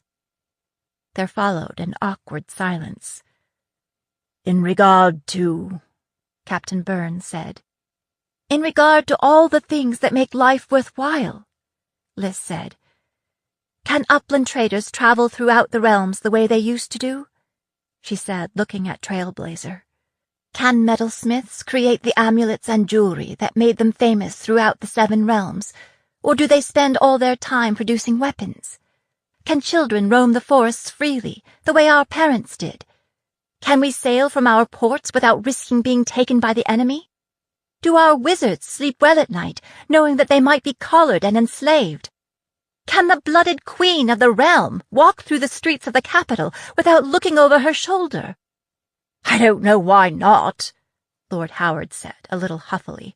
"There hasn't been an attack on the royal family for nearly 4 years." "But people keep on dying, don't they?" Liz said. "People we can't afford to lose. Do you think we're safe, Captain Byrne?" Liz felt bad putting him on the spot, but Byrne didn't flinch. "I don't know, Your Highness," he said, "but I'll do everything in my power to make it so." "I know you will," Liz said, "but as we've seen, sometimes that isn't enough. We all agree that we're doing better than anyone expected, but how many of you think that we are winning?" She looked down the table. No one raised a hand. "Maybe we're not winning," Trailblazer said finally, "but we're not losing either." "I disagree. We're losing plenty," Liz said. What we've lost is irreplaceable. I'm not just talking about Hannah and Adrian and my father. We're losing our future. We're losing opportunity. Think of what we could do with the money we're spending on the war. We've got litlings in the mines and fighting in the mountains instead of going to school or the academy or apprenticing in the trades. Where will the Demoni get their weapons when no one is left who knows how to make them? Shadow Dancer has been learning from his father, Trailblazer said. The work he is doing is as good as any I've seen. That's true, Liz said. But both Shadow and his father are walking dangerous trails these days. Death will find them, if the war goes on long enough. Our officers are strategic geniuses compared to the Southerners. But, General Dunedain, how long can you continue to work miracles with the soldiers and ordnance that you have? How many battles might we have won outright if we'd had more in the way of resources? That's hard to say, Dunedain replied. I'm not a seer. If I threw down the scrying bones and told you that the Empire would never claim the Queendom, but the war would go on forever, how many of you would want to sign on? They all shifted in their seats and looked away. Hadley held up her hand, her forefinger and thumb an inch apart. Damn, Liz, I was just this close to being happy. Your Highness, Lord Vega said, verbally patting her on the head. We all wish the war would go away. Until it does, we haven't a choice. The war doesn't go away until we make it go away, Liz said. The only way to make it go away is to take a risk. Do you have something specific in mind, Alyssa? Queen Rasa said with a trace of impatience. We need to draw blood on their side of the border. We should let them know that we have teeth. Wolves honor no borders when they are on the hunt. Trailblazer frowned. Are you suggesting that we deploy our own assassins into Arden? Isn't that exactly what Montaigne will expect? Hadley said. He sends out assassins, and we answer back in the same way. I'll bet he's harder to get at than our royal family. He is, Juliana said, folding her hands in front of her. There have been several attempts on the King of Arden's life already, all unsuccessful. The others looked at her, waiting for her to elaborate, but she didn't. Meadowlark, Trailblazer said, using Lyssa's clan name. I don't blame you for wanting to get revenge on the Southerners, after everything that has happened, but I'm not talking about revenge, Liz said. I'm talking about a strategy that might help us win the war. And I'm not talking about assassins specifically. We need to launch an offense that will get their attention. If you're thinking of an invasion, we're spread thin as it is, Dunedain said.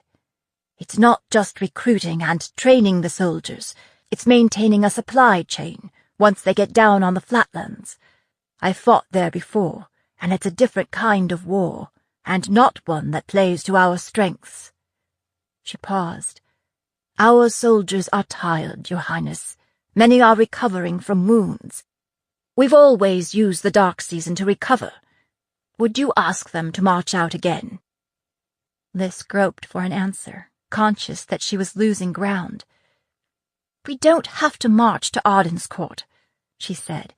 We just need to put a dent in their wall of invisibility. I agree with Alyssa, Juliana said, which startled everyone into silence, including Liz. What's that about? Liz thought, staring at her cousin. I do too, Hadley said, planting her hands on the table and thrusting out her chin. And I, Finn said. We can't afford to risk soldiers just to put a scare into the Southerners, Dunedain said. What the Princess Heir is talking about is not an empty gesture, Juliana said. If their council is weary of the war now, imagine their reaction if they actually begin to lose territory to us. The cost of this war is going to seem awfully high. A nasty turn in the war might be just what is needed to shift the balance of power and make Montaigne's overthrow seem possible. We've been at war my entire life, Hadley said. Too many of my friends have died young. I hear the elders talk about the good old days, knowing that they're never coming back. That's a pretty low standard for success. I don't understand why we need to change our tactics, Your Majesty, Trailblazer said. We have always waited for Arden to come to us. They impale themselves on our slopes, and our archers finish them. These younglings have not yet learned the value of patience. That was when Lys realized that every one of her age-mates was on her side. I don't want to send my children to war, Juliana said fiercely, which Lys found surprising because her cousin had none. She wasn't even married. The Queen smiled faintly, her lashes wet with tears. I never wanted to send my children to war either, she said, lacing and unlacing her fingers. That was like a knife to the gut. Bayard glared at the three of them. It is easy for the young to look back critically at what their elders have done. Do you have any idea what this queen has accomplished over these past 25 years? She has done the impossible in keeping the Red Hawk of Arden outside our borders. That may not be everything we want, but it will have to be enough. Lys hadn't intended to sound critical of her mother's war strategy, but that was the way it was coming off. We don't have to decide this issue now, her mother said. I suggest we defer this topic until we meet after the solstice holiday. It may be that we can come up with some changes in strategy that will satisfy all parties in time for the next marching season. If it's not too late, Lys thought. Sometimes there is more risk in doing nothing than in doing something, she said. She paused, memory washing over her like dark waters closing over her head. When I was 9 years old, my brother and I were out in a small boat, and it capsized. I managed to grab hold of a rock just offshore. The tide was coming in, and I knew that I had to swim to my brother, but that meant I had to let go of the rock. I did it, but it was one of the hardest things I've ever done. Trailblazer nodded thoughtfully. Uplanders often used stories to make a point. What does your boating accident have to do with the war? Lord Howard said. My point is, we need to let go of what we have been doing and take a chance. If we do what we've always done, we'll get what we've always gotten. This never-ending war. We can't tread water forever. Eventually, we will drown. 9. Brion. It might have been the craving that woke him. That was the usual. Or the sound of stealthy movement, which was not. Brion's hand found his shiv before he cracked open his eyes. Someone crouched on the filthy floor next to him, rooting through his things. Goose, he said through parched lips. Don't waste your time. Goose lurched backward, landing on his ass. I was just shut it. As always, Brion regretted waking up. Every part of him hurt, and as was happening more and more often, he had no idea where he was. It was too cold for the clothes he wore. The air seemed thin, and he could no longer smell the sea. It only made his own stench more apparent. He smelled of sweat and stingo, leaf and fish. Fish? It must be daytime. He could see light leaking in around the window shutters. He must have slept like the dead. He propped up on his elbows in a sudden panic, but his jafasa still lay next to him in its padded bag. He ran his hand over it, making sure it was real. It would have gone missing long ago, but the others knew better than to touch it. Wax found it useful for Brion to keep it. It was a tool of the trade in their traveling show. They were in a city. He heard temple bells close by. That muddle of blankets in the corner would be Aubrey. Out of their original dozen, they were the only 4 left. Brion supplied the talent, Aubrey the looks, And Goose, he was a fine acrobat when he was feeling well, which was almost never these days. Wax was supposed to handle the business end, book their shows and arrange for travel, but he mainly made his money dealing leaf. Wax was a sorry cod's head of a manager, to tell the truth. Brion had plans. He was leaving too, any day now. I thought Wax would be back by now, Goose whined. I could use a wake-up if you know what I mean. I do know what you mean, Brion thought. His head throbbed like a drum that had been pounded all night. Where are we again? The capital, Goose said. Bell's March, in the mountains. For real? Brion said with a spark of interest. I always wanted to see the mountains. He stood, all but losing his breeches in the process. He was losing weight again. There was never any food around these days, and when he was using leaf, he burned it up like a furnace. Goose, as usual, stayed on point. Do you think they even have leaf here? I mean, it's all snow and ice, isn't it? You can get whatever you want here, Brion said. It's the capital. Like he knew any more than Goose. He paused. How'd we get here again? Wax got us a spot in a fish wagon from the coast, Goose said. Remember? Right. That explained the smell clinging to his clothes. Brion walked out to the privy, which looked and smelled like privies everywhere. They were in a narrow lane in a tangle of streets lined with tenements and warehouses. It might be the capital, but it wasn't much of a step up from the coastal towns he was used to. It was colder than the coast, but warmer than he expected it would be, in the mountains. The streets were cobblestoned, not mud like some, and on every side snow-covered peaks loomed up behind the buildings, like the walls of a stone prison. Or a palace, depending on how you looked at it. It's all about attitude, Wax liked to say, when he got them yet another gig in a run-down tavern or clicket house. A few blocks up, he could see towers poking up above the buildings. Must be the temple. Slitting his eyes against the painful sunlight, he followed the wall out to the high street to see what he could see. Sometimes the temples had food on offer.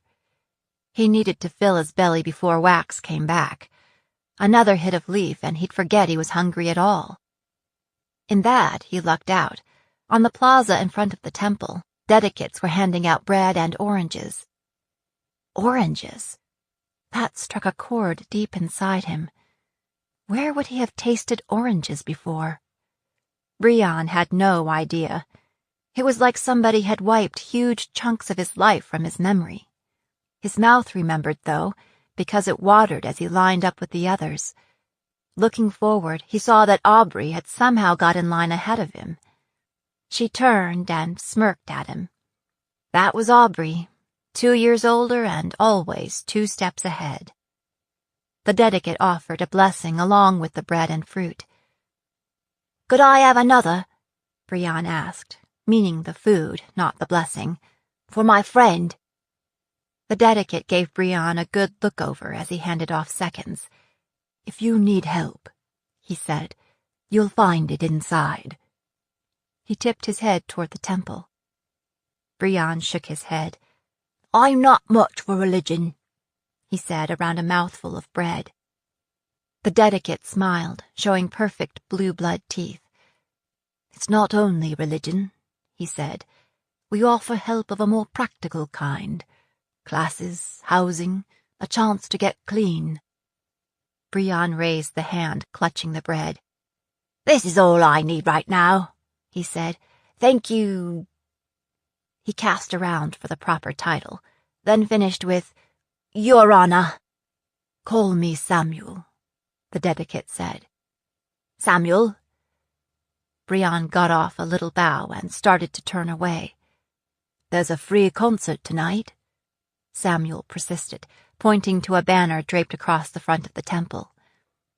The Briar Rose Ministry presents H.R.H. Alyssa Anna Reza in concert tonight, with Rogan Shadowdancer and the Temple Dancers. One night only. Southbridge Temple. Free will offering. It says that I can read, Brian growled. When and where he'd learned, he had no clue. People said that Leaf fried the brain, and maybe that was true. He could quit any time, and maybe he should. Since you can read, you might enjoy our library, Samuel said, gesturing toward the temple. He seemed to be one of those dedicates who are so hot to do good, they don't know when to give up. Thank you, Your Honor. I need to go see my friend over there. He nodded at Aubrey, who was watching, doubled over with laughter. Sometimes you need to feed the spirit along with the body, Samuel called after him. He turned to his next customer, who'd been shifting his feet, probably worried he'd starve to death during the sermon. The temple was a stone's throw from the river, and Aubrey was sitting on a bench overlooking the water. She scooted over to make room for Brian. That's when he noticed she'd snagged 3 helpings and was finishing off the first. How'd you get 3? Brian scowled at her. Aubrey patted her midsection, where her belly should have been, and put on this vacant, cow-eyed look. I lied. I told him I had a bun in the oven. From the look on her face, you'd think she had no idea how it got there. Brian laughed. Aubrey was a natural felon. She'd been the one to teach him how to survive on the streets of a harbor town. She'd taught him other lessons, too, after the lights were out. She wasn't much of a musician, but she brought in the men in droves to see their sorry little show. Sometimes, when Goose was feeling good, he and Aubrey would do funny bits together. Sometimes Brian thought he might be in love with her. How was he to know, since he'd never been in love before? Leastwise, he always enjoyed what she had to teach him.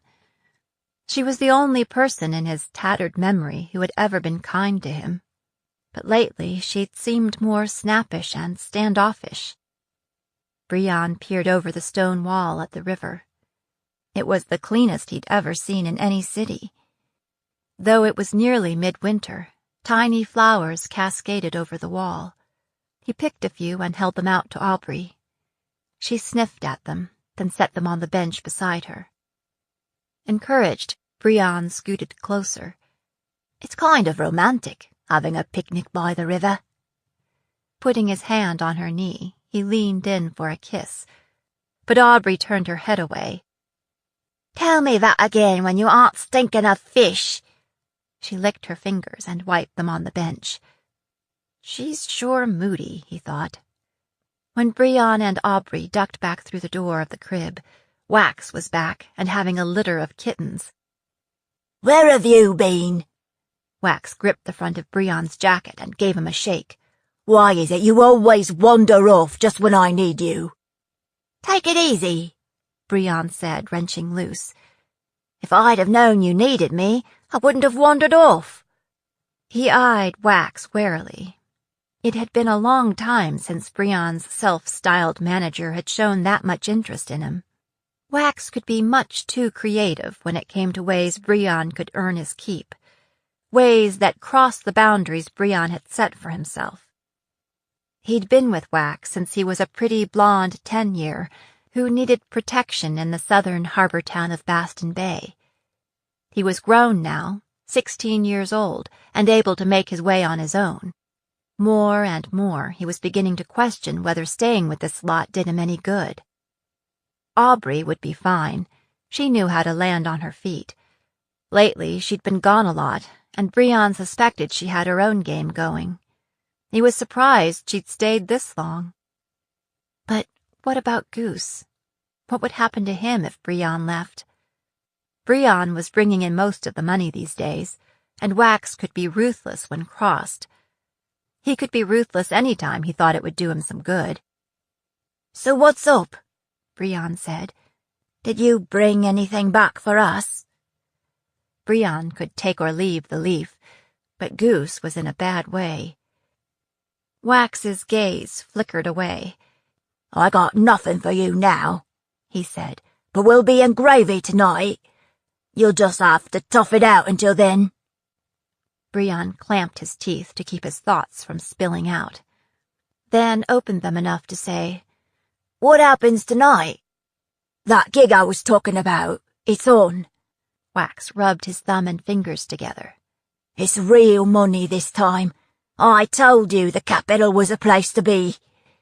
His eye lit on the food Brion was clutching. Is that an orange? Where'd you get that? He grabbed it out of Brion's hand and began peeling it. Brion tossed the remaining bread to Goose before it went the way of the orange. It wasn't what Goose wanted, but it was all Brion had. I'll need a hit if we've got a show tonight, Goose whined, taking a big chomp out of the bread. It's just Bree, Wax said, jerking a thumb at Brion. Not you. Hang on, what kind of a gig are we talking about? Brion asked, instantly on guard. It's, you know, a private concert, Wax said. Somebody heard you play back at Boston Bay, and nothing would do but you'd come and play for him here. A private concert? Brion raised an eyebrow. He'd heard that before. I got you some new clothes, Wax said, and I've arranged for a bath at an inn across the river. An inn, right. Forget it, Brion said, his cheeks burning. He sat down on the floor next to his Jafasa, wrapping his arms around his knees. I've said it before, and I'll say it again. I'm a musician, not a fancy. No, no, no, Wax protested, shaking his head. You've got it all wrong, and aren't like that. Oh? Brion undid the buckles on the case and lifted the instrument out. What's it like, then? It's a concert, Wax insisted. In front of quality. You can't go into it stinking of fish. Who's the audience? Brion demanded. Who's paying, and what's the money? And where's the concert? The concert aren't at the inn, Wax said. As usual, he picked the question he wanted to answer. Where is it, then? Ah, Bree, Wax said sadly. I remember when you were such a charming, trusting boy who relied on me to— I've learned that charm aren't enough, Brion said, and trust has to be earned, and that I can't rely on you to tell the truth. Wax heaved a put-upon sigh. You'll be singing for a girlie, he said. She'll be attending a concert at the temple around the corner. Brion recalled the banner draped over the entrance to the temple. That must be the one. You'll begin singing and playing when she passes by. You know it's on the up and up, because it'll be out in public. How does that make it on the up and up? Brion thought. Bad things happen in public all the time. She walks by, I sing to her, and that's it. Wax nodded. See? Easy money. Why? Why what? Why does this client want me to sing to this girlie? He wants you to woo her for him. Well, that explained the bath and the change of clothes, but it didn't explain Wax's shifty-eyed look. That kind of thing can go wrong, you know, Brion said. A girlie is not like a pork bun. It's not like I can woo and win her and then hand her off to someone else. I guess he just wants you to put her in the mood, Wax said, licking his lips in a suggestive way, which wasn't at all appealing on him. Sing some romantic ballads to soften her up a little. She's a blue blood, and he's not. He's hoping you can help him make his case. I don't like it, Brion said, running his fingers over the strings, hearing the notes float up like magic. Every other spark in town uses blue ruin to talk a girlie into making a bad decision. I'd just as soon not get mixed up in that. He's offering 40 crowns, Wax said, playing his trump card. Blood and bones, Goose muttered. 40 girlies, for a love song. Girlie was also the popular name for the coin of the realm, which bore an image of a crown on one side and a silhouette of a royal on the other. It was rare that one girlie crossed Brienne's palm, let alone 40. That was a small fortune, and if Wax quoted 40, it likely meant the lovelorn suitor had offered 60. "I thought you said this cove wasn't a blue blood," Brienne said. "Where would he get that kind of money?" "It's not just blue bloods that are rich, you know." "Right, there's rushers and thieves and street lords," Brienne said. "And I don't want to mix with none of 'em." 40 girlies, Bree," Goose said, picking at his blankets with his busy hands. "Don't you want to bring these young lovers together?" Wax pressed him. "He just wants to talk to her." "Talk to her? Are you sure that's all he means to do?" "Look, when the concert lets out, there will be all kinds of people in the streets and blue jackets everywhere. What could happen?" Wax stroked his wispy beard. Brienne sighed, running his hand through his filthy hair. It wasn't just Goose that was hurting. It had been a very lean year. "All right," he said, already working out a set list. "I'll do it." "Good boy," Wax said, all smiles. "Now we'll just—" "If," Brienne added. Wax blinked at him. "If what?" "I know this cove gave you money down," Brienne said. He stuck out his hand, wiggling his fingers. "He did, but I spent it on your new clothes and the bath and all." Wax whined. "Not all of it," Brienne said. "We all need a good meal, and me and Goose aren't going to wait until tonight. When the payment's made, I get 25 girlies. Goose and Aubrey each get 5. "Why do they get 5? They didn't do nothing to earn it." "'Cause we're all in this together," Brienne said. "Isn't that what you always say? Share and share alike." "What about my finder's fee? Only 5 crowns?" "I'm guessing you've already claimed your fee," Brienne said. "Take or leave." "All right," Wax grumbled, and the fact that he gave in told Brienne all he needed to know. Wax dug in his carry bag, pulled out a purse, and handed it over. It wasn't all that heavy, and no doubt it was stuffed with steelies and not the girlies Bree was looking for. "How will I know who to sing to?" Brienne asked. "Do you have something that belongs to her?" Brienne could charm almost anyone, as long as he had an instrument to channel through. It helped if he could look the person in the eyes. It helped even more to have a connected object. A beloved object was even better. "You'll be meeting your client on the corner of Southbridge and River Street, just the other side of the river from the temple. He'll have something of hers to give you." "Do you even know what her name is?" "Nah." Wax slapped him on the back, nearly knocking him over. "No worries. I have faith in you. Just sing. What with that and your pretty face, she'll come." 10. Outplayed. Dinner was early, and even more informal than usual in these lean times. The Queen had issued an all-hands invitation in honor of the concert later that evening, proclaiming it the launch of the holiday season. The dining room was already crowded when Liz walked in. Automatically, she scanned the room for potential ambushes. She hated this kind of gathering, with everyone jostling for position. Seeing the diverse mingle of people, Liz relaxed a little. She spotted Cam Staunton in his dress blues, scouting the dessert table. As she watched, he scooped up 2 biscuits and stuffed them into his mouth. When he turned and saw Liz watching, his face went scarlet, which contrasted nicely with the powdered sugar around his mouth. "You look for witnesses before you snitch the biscuit, Private," Liz said. "Yes, ma'am," Staunton blurted, spewing a few crumbs. "Sweet Lady of Mercy," he muttered, then saluted and hurried away. "Your Highness." Liz turned and saw that it was Finn Sulmander, in a midnight blue velvet coat that set off his silver blonde hair and his black eyes, his Fellscat stoles over top. Finn bowed and kissed her hand, his lips leaving the buzz of wizardry on her skin. "Your Highness, I want you to know that I agreed with what you said in the council meeting today, that we're losing the war, but no one will admit it." "I didn't exactly say we were losing," Liz said.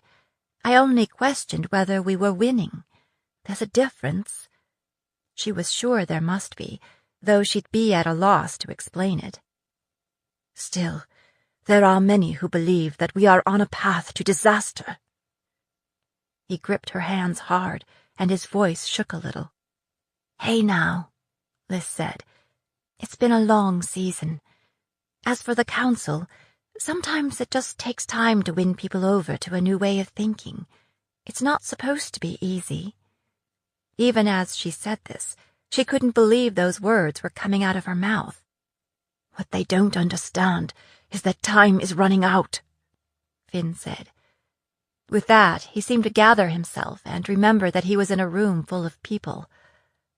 "I apologize," he said.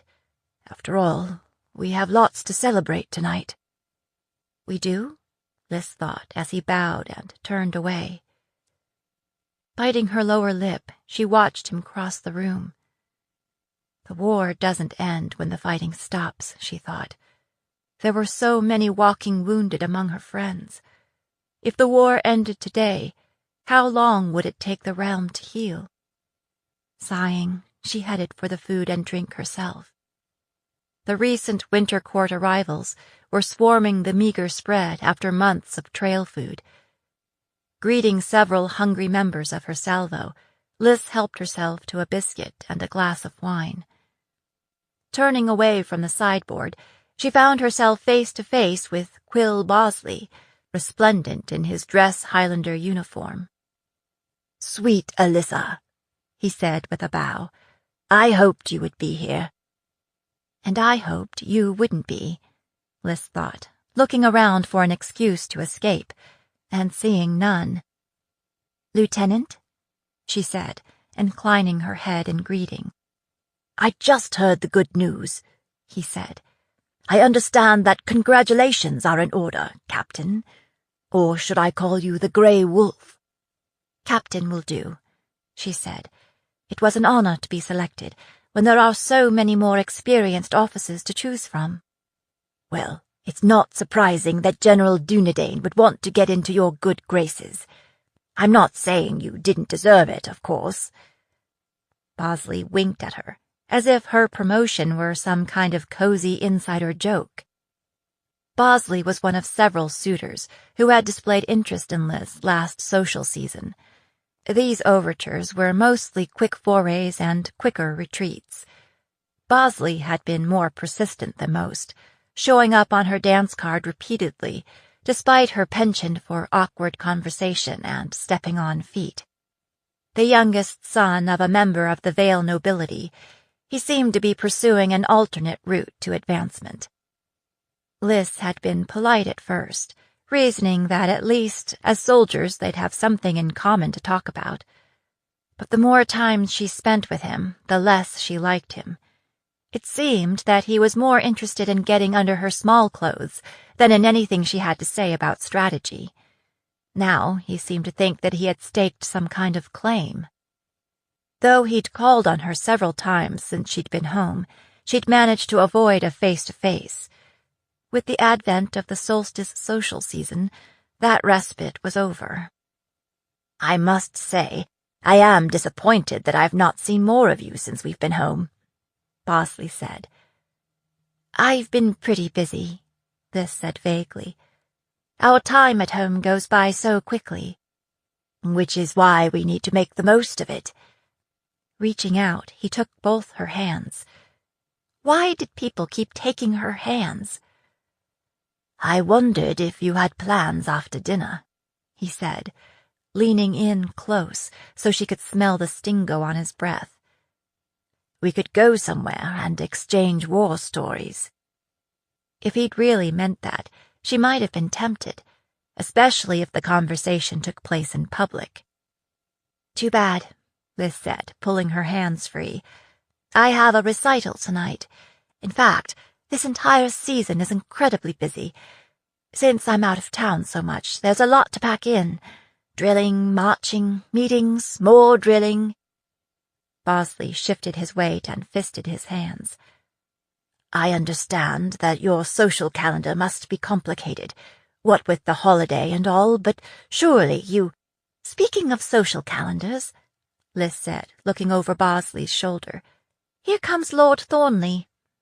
She couldn't ever remember a time when she was glad to see Thornley, until now. Caddis Thornley, Assistant Minister of State, was bearing down on them, or maybe gliding down on them was a better description. Your Highness, he said, executing a perfect bow and ignoring Bosley. Welcome back from the hinterlands. You must be in an absolute frenzy of excitement. Can you believe that we are on the cusp of the most important night of your life? For a moment, Liz was lost. Oh, she said finally, if you're talking about the concert, Concert? Thornley furrowed his brow. I'm talking about your name day, Your Highness. Your debut. Oh, Liz said, her confusion clearing. That's still months away. Exactly my point, Thornley said, taking her arm and drawing her away from Bosley. In Thornley's case, that would be an intentional snub. I know you've been busy, but now you are here, and time is of the essence. I told the Queen that I would assume responsibility for planning an exquisite ceremony and celebration. We'll need to put our heads together soon to discuss an invitation list. Liz's stomach clenched into a knot. I couldn't ask you to take that on, what with all your other responsibilities, like, diplomacy. Your Highness, I can't think of any diplomatic endeavour more important in the new year than seeing you well married. Hang on. My name day is coming, Lord Thornley, Liz said. Not my wedding. Not for a long time. She swung around to find Bosley still hovering. Goodbye, Bosley, she snapped. Bosley bowed stiffly. Perhaps, Your Highness, I will see you at your name-day party, he said, his jaw tight. He turned and walked away. Thornley watched him until he was a distance away, then said, That whelpling is arrogant, isn't he? What makes him think he would be invited? Look, I'm not really interested in a lavish bash, Liz said. We don't have the money, and I don't have the time. Summer is the marching season, and no doubt I'll be out of the city. I think we should handle name days the way they do in the uplands, with 2 big ceremonies a year, honoring everyone who's turned 16. Each family could contribute a haunch of venison and a keg of ale. Thornley's face just kept twisting until it resembled a sailor's knot of disapproval. Your Highness, with all due respect, We would have to have a very large cake in order to fit all the names, Liz said. Or maybe it could just say, to whom it may concern, congratulations. The diplomat's face gradually smoothed into a mask of solicitous concern. You may think of your debut celebration as frivolous, but it's an important investment in the future of the Queendom. We are in dire need of allies, resources, and money. The right marriage can deliver all that. In order to attract a useful match, we will need a display of power and wealth. He leaned in closer. Be realistic, Your Highness. You're not the beauty that your mother is, or your sister Hannah, may she rest in peace, or your cousin Juliana, such a lovely girl. But there's a lot can be done with the proper staging and— Lord Thornley, I am well aware of the importance of choosing wisely when it comes to an alliance. Rest assured, when I marry, I won't be looking for a pretty face either. I'll find somebody who brings assets that will help us win this war. Liz's voice was rising, and now people were turning to look. Bloody bones, she thought. Now, if you'll excuse me. Without waiting for a response, Liz made her escape before more thoughts slipped past her lips. In her case, that was the key to diplomacy. Escaping before you said what you really thought. Anyway, she'd seen somebody that she actually wanted to talk to. Hadley de Villiers. "Hadley!" she exclaimed, embracing her. "I didn't know you were back until I saw you at that meeting this morning." Hadley always evoked thoughts of faraway places. After months away, she looked more exotic than ever, with her sun-bronzed skin, piercings, and tattoos. Her hair a deep black, streaked with blue. Liz held her out at arm's length, studying her. "Last time I saw you, wasn't your hair—" "Pink, made too good a target," Hadley said, grimacing. "After a few near misses, I decided to go with something less visible." "Good idea," Liz said. "I can't wait to hear stories about exotic ports and naval battles on the high seas." Stories were all right. Just don't try to get me directly involved. "I wouldn't exactly call it the high seas," Hadley said, laughing. "Between the Ardenine warships and Carthian pirates, we spent most of our time creeping in and out of inlets and trying to avoid running aground. We never got all that far from shore, but we did keep them busy." "Did you really see pirates?" Hadley nodded. "Never very close up, though, and usually sailing the other way.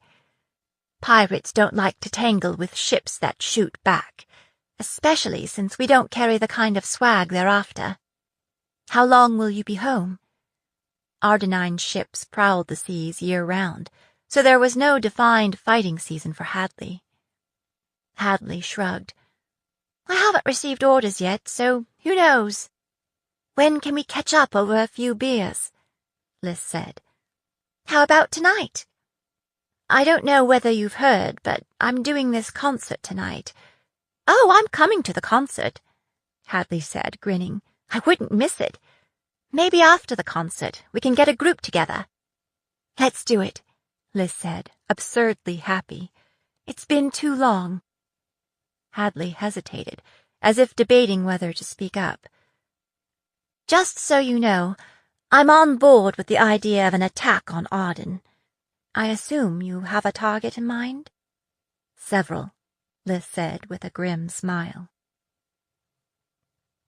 Dinner was served, and still no Shadow.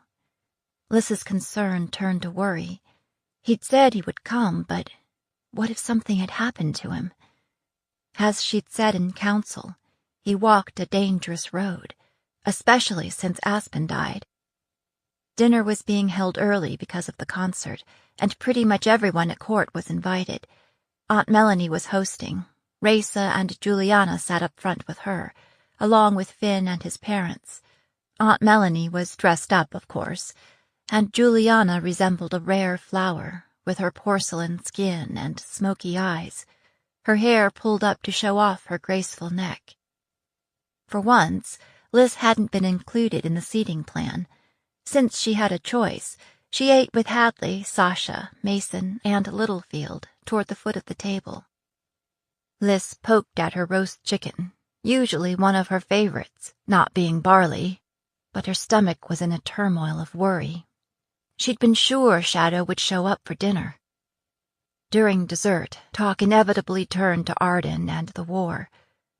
Can't we ignore the war for just one night? Liz thought. If you're not going to do anything different, then why not talk about something else? Be careful what you wish for. Her mother stood, and the room quieted. She was that kind of person. I would like to welcome you all to the opening of the season of solstice, when we celebrate the return of the light. We're also celebrating the return of many of you from the battlefield, and honoring those who will never return to us. She raised her glass, and everyone followed suit. I hope all of you will find joy and peace this holiday season, and the time and space in which to mend your spirit. They all drank. It is during this festive season that the spark of romance often kindles, the Queen went on. Marriage represents a hope for and belief in the future, something direly needed in a time of war. In that spirit, your host and my sister, the Princess Melanie Anna Mariana, has an announcement. She gestured, and Aunt Melanie rose to her feet amid a buzz of speculation. Aunt Melanie is getting married again, Liz thought. Good for her. Liz scanned the table for possible candidates. Not Lord Mander. He was sitting next to her, but he was already married. Could it be Micah Bayard? Could they have finally come together after all these years? Liz looked down the table to where the wizard sat. He was looking on, smiling, but he displayed no flush of romance. Your Majesty, ladies and gentlemen, it is my very great pleasure to announce the betrothal of my daughter Juliana Anna Melanie to Finn Sulmander. Wait, what? Liz looked down the table to where Finn and Juliana sat next to each other, blushing and smiling. Well, Juliana was blushing, and Finn was smiling. Juliana held up their joined hands to display her engagement ring. A confection of emeralds and diamonds, it glittered in the candlelight. Instantly, Lord Mander was on his feet, raising his glass. A toast to the happy couple! Micah Bayard joined him, smiling, raising his own glass. Hear, hear! Then Lord Vega. I couldn't be happier, he said with a broad smile. You are the kind of fine young couple this queendom needs more of. There followed a flurry of toasts and best wishes and questions about wedding plans. Liz dutifully toasted her cousin, then sat, silent as a stump, a smile pasted on her face. It wasn't that she was in love with Finn Sulmander. True, she'd had a crush on him when she was younger, but she'd grown out of that. Pretty much, anyway. It wasn't that she was jealous, exactly. It was just that Thornley's words kept echoing in her head.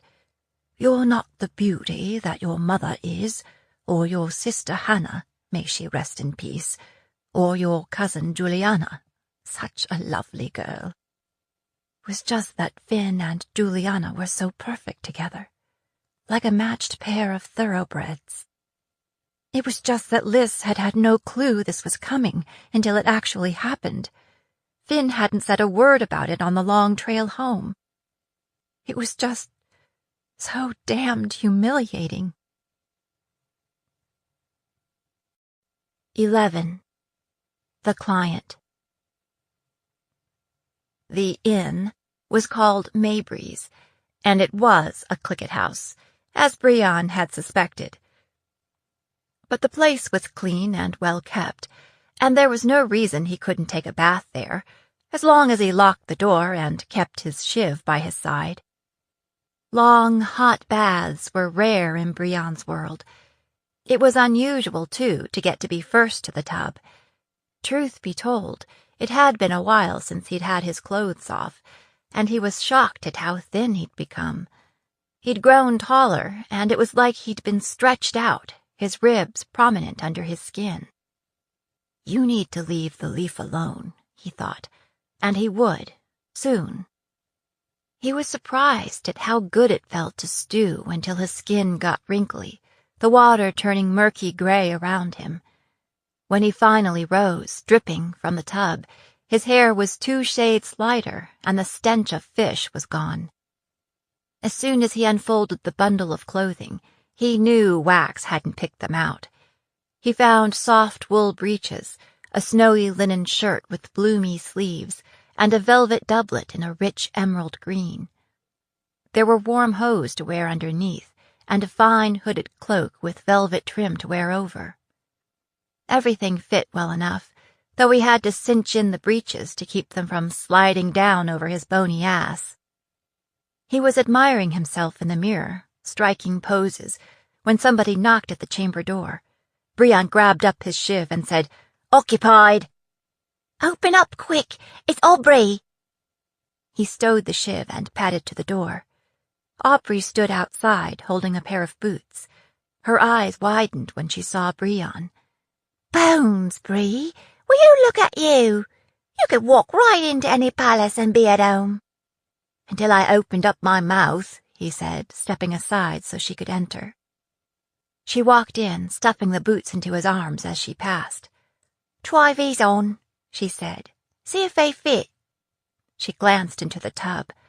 Whoa, she said. Plough that up and you could grow barley. Brion, touched and surprised, cradled the boots. These are for me. Nah, they're for my other sweetheart, with feet the exact same size as you. Sweetheart?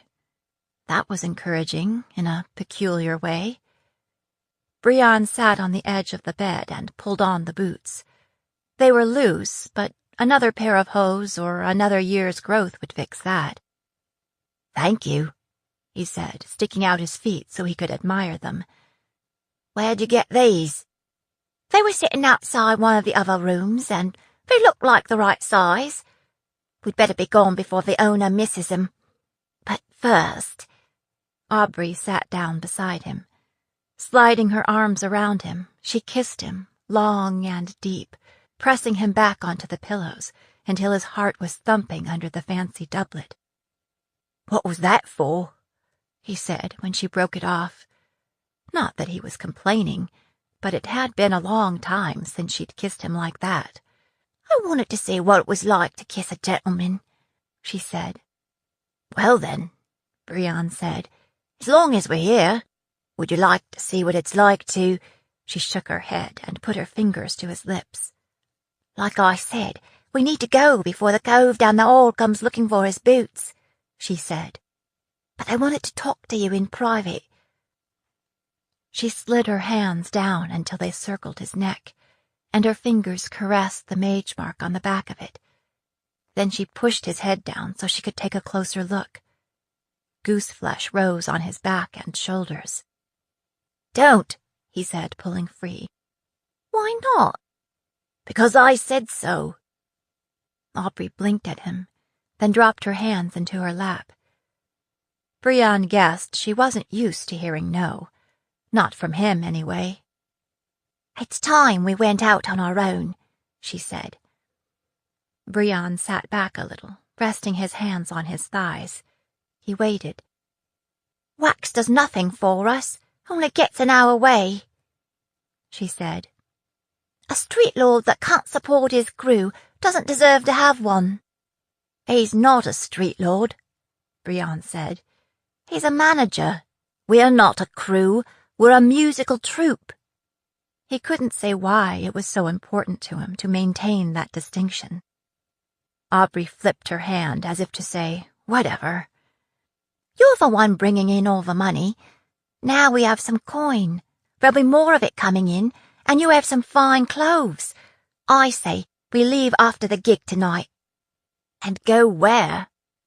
We'll go back to the coast. I've been doing some business on the side down at the harbour. Plus, we can sail anywhere from there. I'll be your manager from now on. What about Goose? She scowled. What about him? What happens to him? He stays with Wax, I guess, she said, shrugging. What's he going to live on, with us gone? She shrugged again. Wax can fend for himself, Brion said, but if we leave, then Goose comes with. He needs a chance to get clean. If they left Wax, if his source was gone, it might be easier. All right, Aubrey said, rolling her eyes and loosing a put-upon sigh. Goose comes with. She stood. We'd better go back, she said, all brisk and businesslike. You go on, Brion said, saying no for the second time that day. I'm going to walk over to Southbridge early and see what's what. Aubrey studied him for a long moment. All right, she said. Be careful. I'll get things together so we can leave soon as you get back. She kissed him again in a promising kind of way and swayed out the door. Brion shook his head, laughing at himself. That girl could turn the charm on and off like a spigot. He knew he shouldn't trust her, and yet this thing they had was maybe as close as he'd ever come to being in love.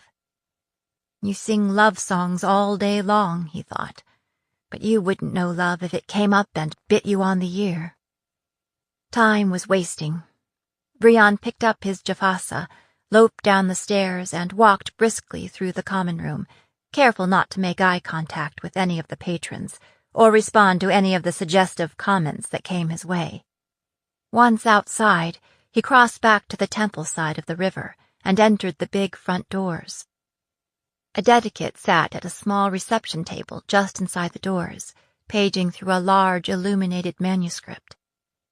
"I was told there was a library," Brion said when she looked up. He half expected her to demand why he wanted to know, but she just pointed. "Down this hall to the right.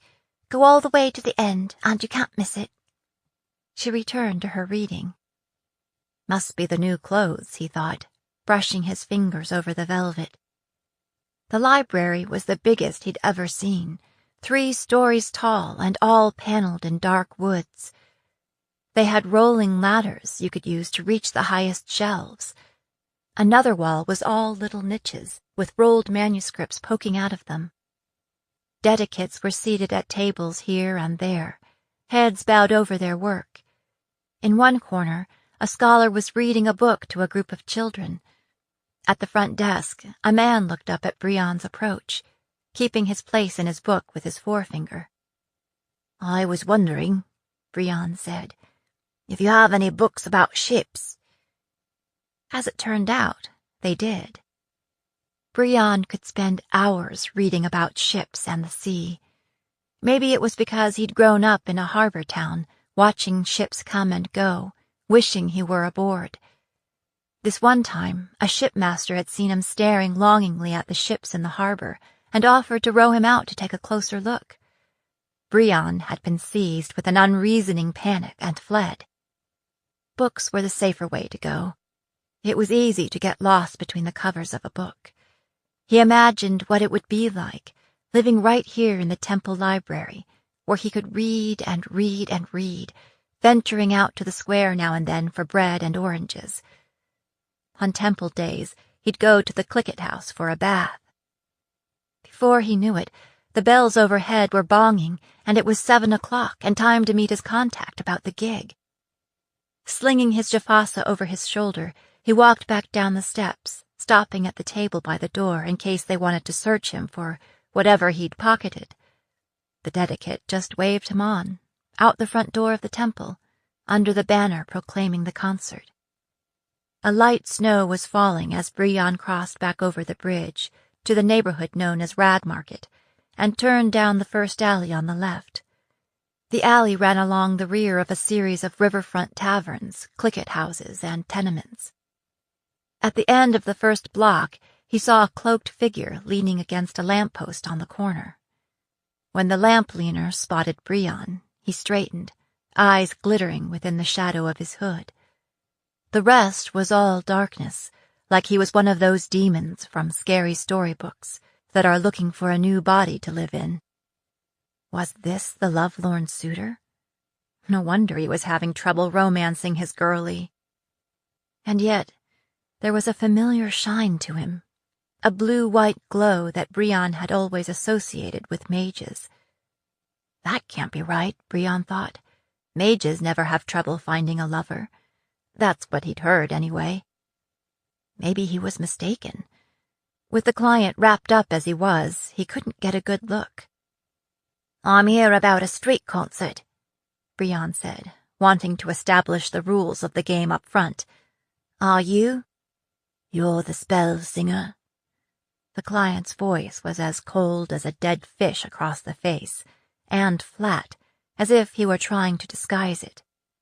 "Yes," Brion said, not being in the business of splitting hairs and not knowing what wax might have told him. "Are you able to charm a person, even if she is wearing a clan-made talisman?" "Yes," Brion said. He really had no idea, but he was beginning to think that the answer had better be yes. Was that why he'd been called in? Because this mage had tried and failed? Brion puffed out his chest a little. The stranger looked up and down the street, then motioned for Brion to follow him.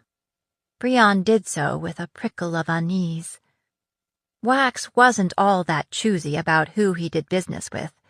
Not that Brion had much money in his pockets. He'd spent most of Wax's light purse on some leaf to tide Goose over, and a little for himself. "You'll be on this corner," the client said, pointing out of the snarl of alleys to where the main road crossed the bridge. "When she comes, you'll move this way down the riverbank and bring her along to the Riverside Park. Stop there." "How will I know who to sing to? What does she look like?" "She's tall," the client said, "and big-boned, awkward. She'll be wearing a green dress and a shawl." That didn't sound like somebody's description of his sweetheart. Brion waited for more and got none. "Is that it?" "That isn't enough." "I don't want to charm up the wrong girl," Brion said. If it'd been anyone else, he would have made a joke of it. What about her hair? What's it like?" "It's long, and it's a kind of an ochroid color." "Ochroid?" Who says ochroid? It sounded like some kind of a disease. "Like old gold or amber," the client said impatiently. "She may be carrying an instrument case." "An instrument case?" Brion said with a spark of interest. "She's a musician?" The client ignored the question. Instead, he fished inside his cloak, and Brion heard a soft clink of metal on metal. When the client extended his hand toward him, Brion couldn't help taking a step back. The client released an exasperated breath. "I was told that you need something of hers in order to spell her," the client said. "Do you want it or not?" He opened his fist and dropped a locket into Brion's hand.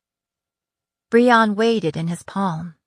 It appeared to be gold, and it was inscribed on the outside with a rose. When he pried it open with a thumbnail, he saw that it contained tiny painted portraits of blue-bloods that seemed to shift before his eyes. He looked up at the client. "Was this something with sentimental value that—" "Yes." When Brion kept studying it, the client hissed, "Put that thing away before you lose it, and don't let anyone see it." Brion tucked it away in his breeches pocket, lowering his head to hide the scowl on his face.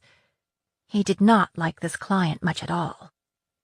Looking up and down the street, the client drew his hood forward, his cloak closer around him. Maybe it was the cold wind, but Brion got the impression that he didn't want to be seen with the likes of him, even in his new clothes. "I want you to go on playing and singing, and keep her there until I come. Then you can go." Brion shifted the jafasa on his back, uneasy about greasing this meeting. "Does the girlie know you? Is this something you aren't planning to—" "Do you want this job or not?" The client gripped the front of Brion's fine coat and gave him a shake. Again there came a soft clinking of metal. "Does this cove have a whole pocket full of lockets from all the girlies he wants to woo?"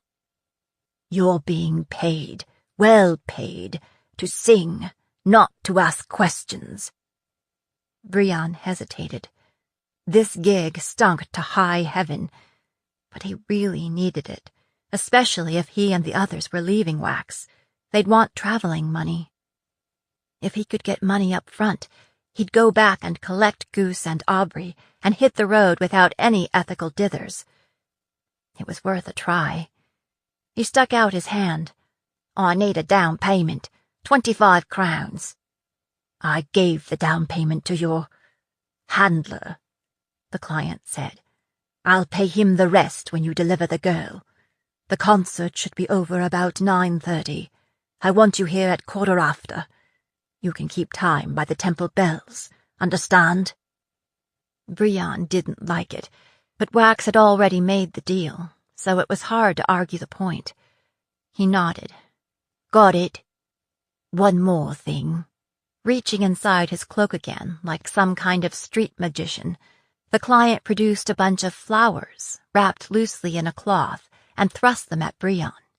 Give her these. That was odd. It seemed like his client would want to hand off the flowers himself and make sure he got credit. You want me to give 'em to her? Isn't that what I just said?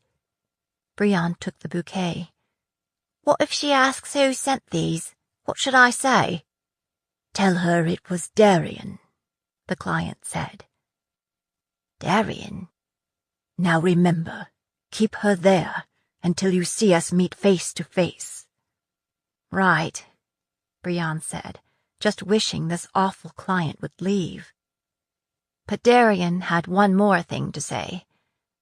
Just remember, if you disappoint me, you'll wish you'd never been born. He turned, the snow eddying around him, and walked away, boots crunching on the icy cobblestones. Brion watched him until he turned a corner and disappeared. Brion stood there, as if frozen to the spot. His hands were full, what with his instrument case and the flowers.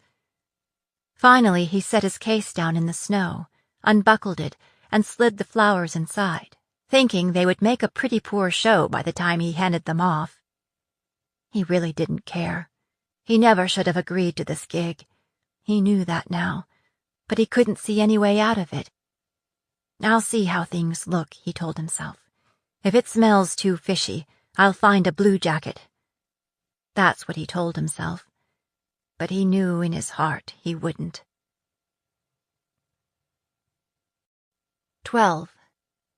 The players take the stage. As soon as Aunt Melanie heard about the concert, she'd insisted that Liz borrow a gown from her for the performance. Liz's aunt had a kind of gown museum in her closet, each garment lovingly preserved in a linen wrapper. They were the kind of dresses that nobody could afford these days, even if they could find them. Liz had to try on a dozen before she found one green dress that she could squeeze into. And even that one was so narrow that she could scarcely walk, and it was really too short on her. You're just big-boned, dear, Aunt Melanie had said, chewing her lower lip and looking Liz up and down. There's nothing wrong with that. It wasn't just bone. Anyone who spent so much time sticking and sparring and practicing with a bow, who spent days on horseback and digging latrines and the like, tended to add layers of muscle. That was a good thing, most of the time, except when a body was trying to get into one of Aunt Melanie's slinky dresses. I appreciate the offer, Aunt Melanie, but maybe this isn't going to work out, Liz had said. I'm sure I have something that I— Nonsense, Melanie said. Make your choice, and I'll have it altered. I don't want you altering your dresses to fit me, Liz said. Then they won't fit you. I'll just wear my clan coat. That will— Your funeral coat is certainly memorable, Aunt Melanie said, scrunching up her face. But I think for this occasion you'll want a more festive look. In the end, Liz went with the too short green dress, figuring that she could get through the performance anyway. Still, it was a good thing Sasha dropped by and helped her on with it, or she would have been late. You sure you don't want me to slice it up the sides so you can walk? Sasha said dubiously, resting her hand on her belt knife. It's a borrowed dress, Sasha, Liz said. I'll just have to live with it for a little while. I'll wear my shawl over it and bring something more comfortable to change into right after. Suit yourself, Sasha said, fumbling with a row of tiny buttons. The whole thing was faintly ridiculous. Sasha playing chambermaid, helping her into petticoats and lace instead of weapons and armor. So how about that, Juliana and Finn? Sasha said around the button-hook, gripped between her teeth. Did you see that coming? No, I didn't. I didn't have a clue either, Sasha said, but I thought maybe Juliana would have told you ahead of time.